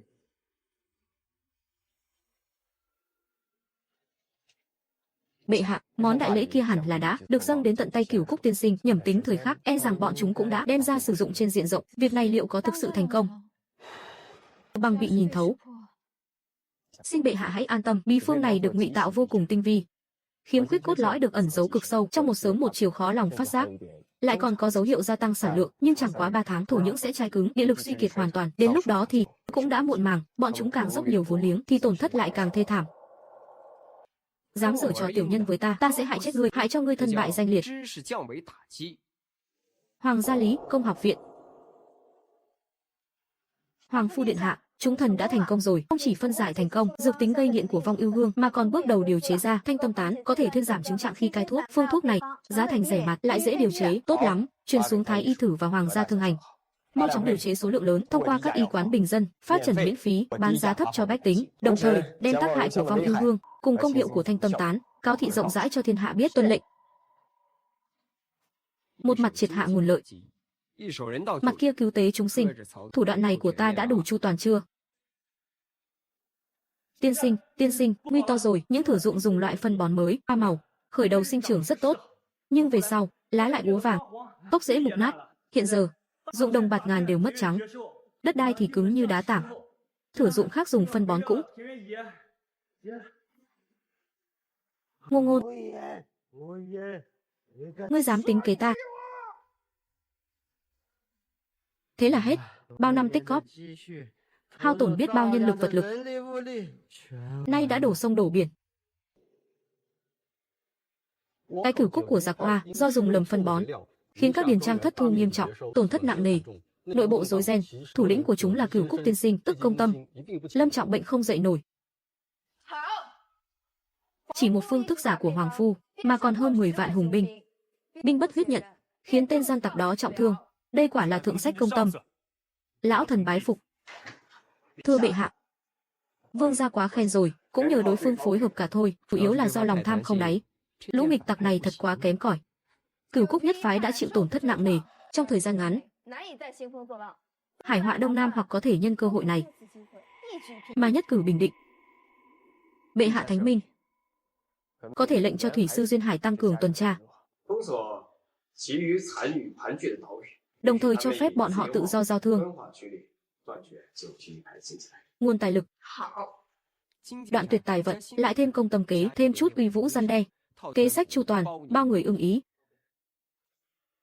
Tiên sinh, vây cánh các nơi đều bị vây giáp, đường tài vận đã bị cắt đứt hoàn toàn. Người diệt ta, nào phải lỗi tại binh chiến, mà là do trí lực không bằng người.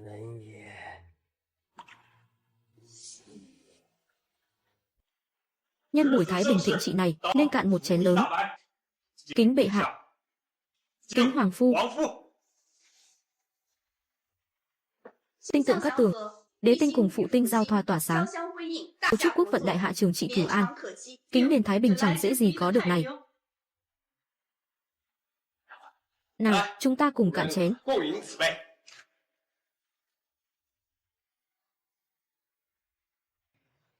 Cả gia đình sum vầy thế này, thật viên mãn.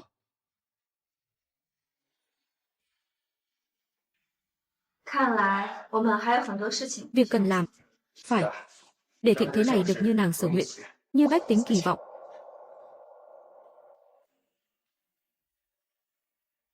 Lý Công học viện đã được kiến lập tại khắp các châu phủ, việc mở rộng phân viện sẽ không ngưng nghỉ. Hạ điền lệnh cũng đang được khẩn trương tu chỉnh hoàn thiện, trang định sẽ ban hành trên toàn cõi hay sao? Tốt lắm, nhất định phải ban hành rộng rãi khắp thiên hạ. Cách vật chính trị thì chỉ là lời nói suông nữa, các anh phải biết vận dụng vào thực tế, như cải cách thuế khóa, kinh tế, kỹ nghệ, cùng các vấn đề khác mà dung hòa.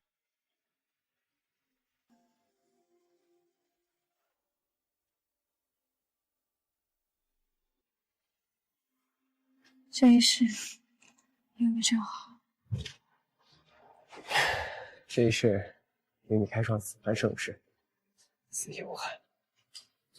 Từ thân trần nơi nhà tắm đến việc khai sáng thịnh thế, màn kịch xuyên không này coi như đã viên mãn hạ màn rồi.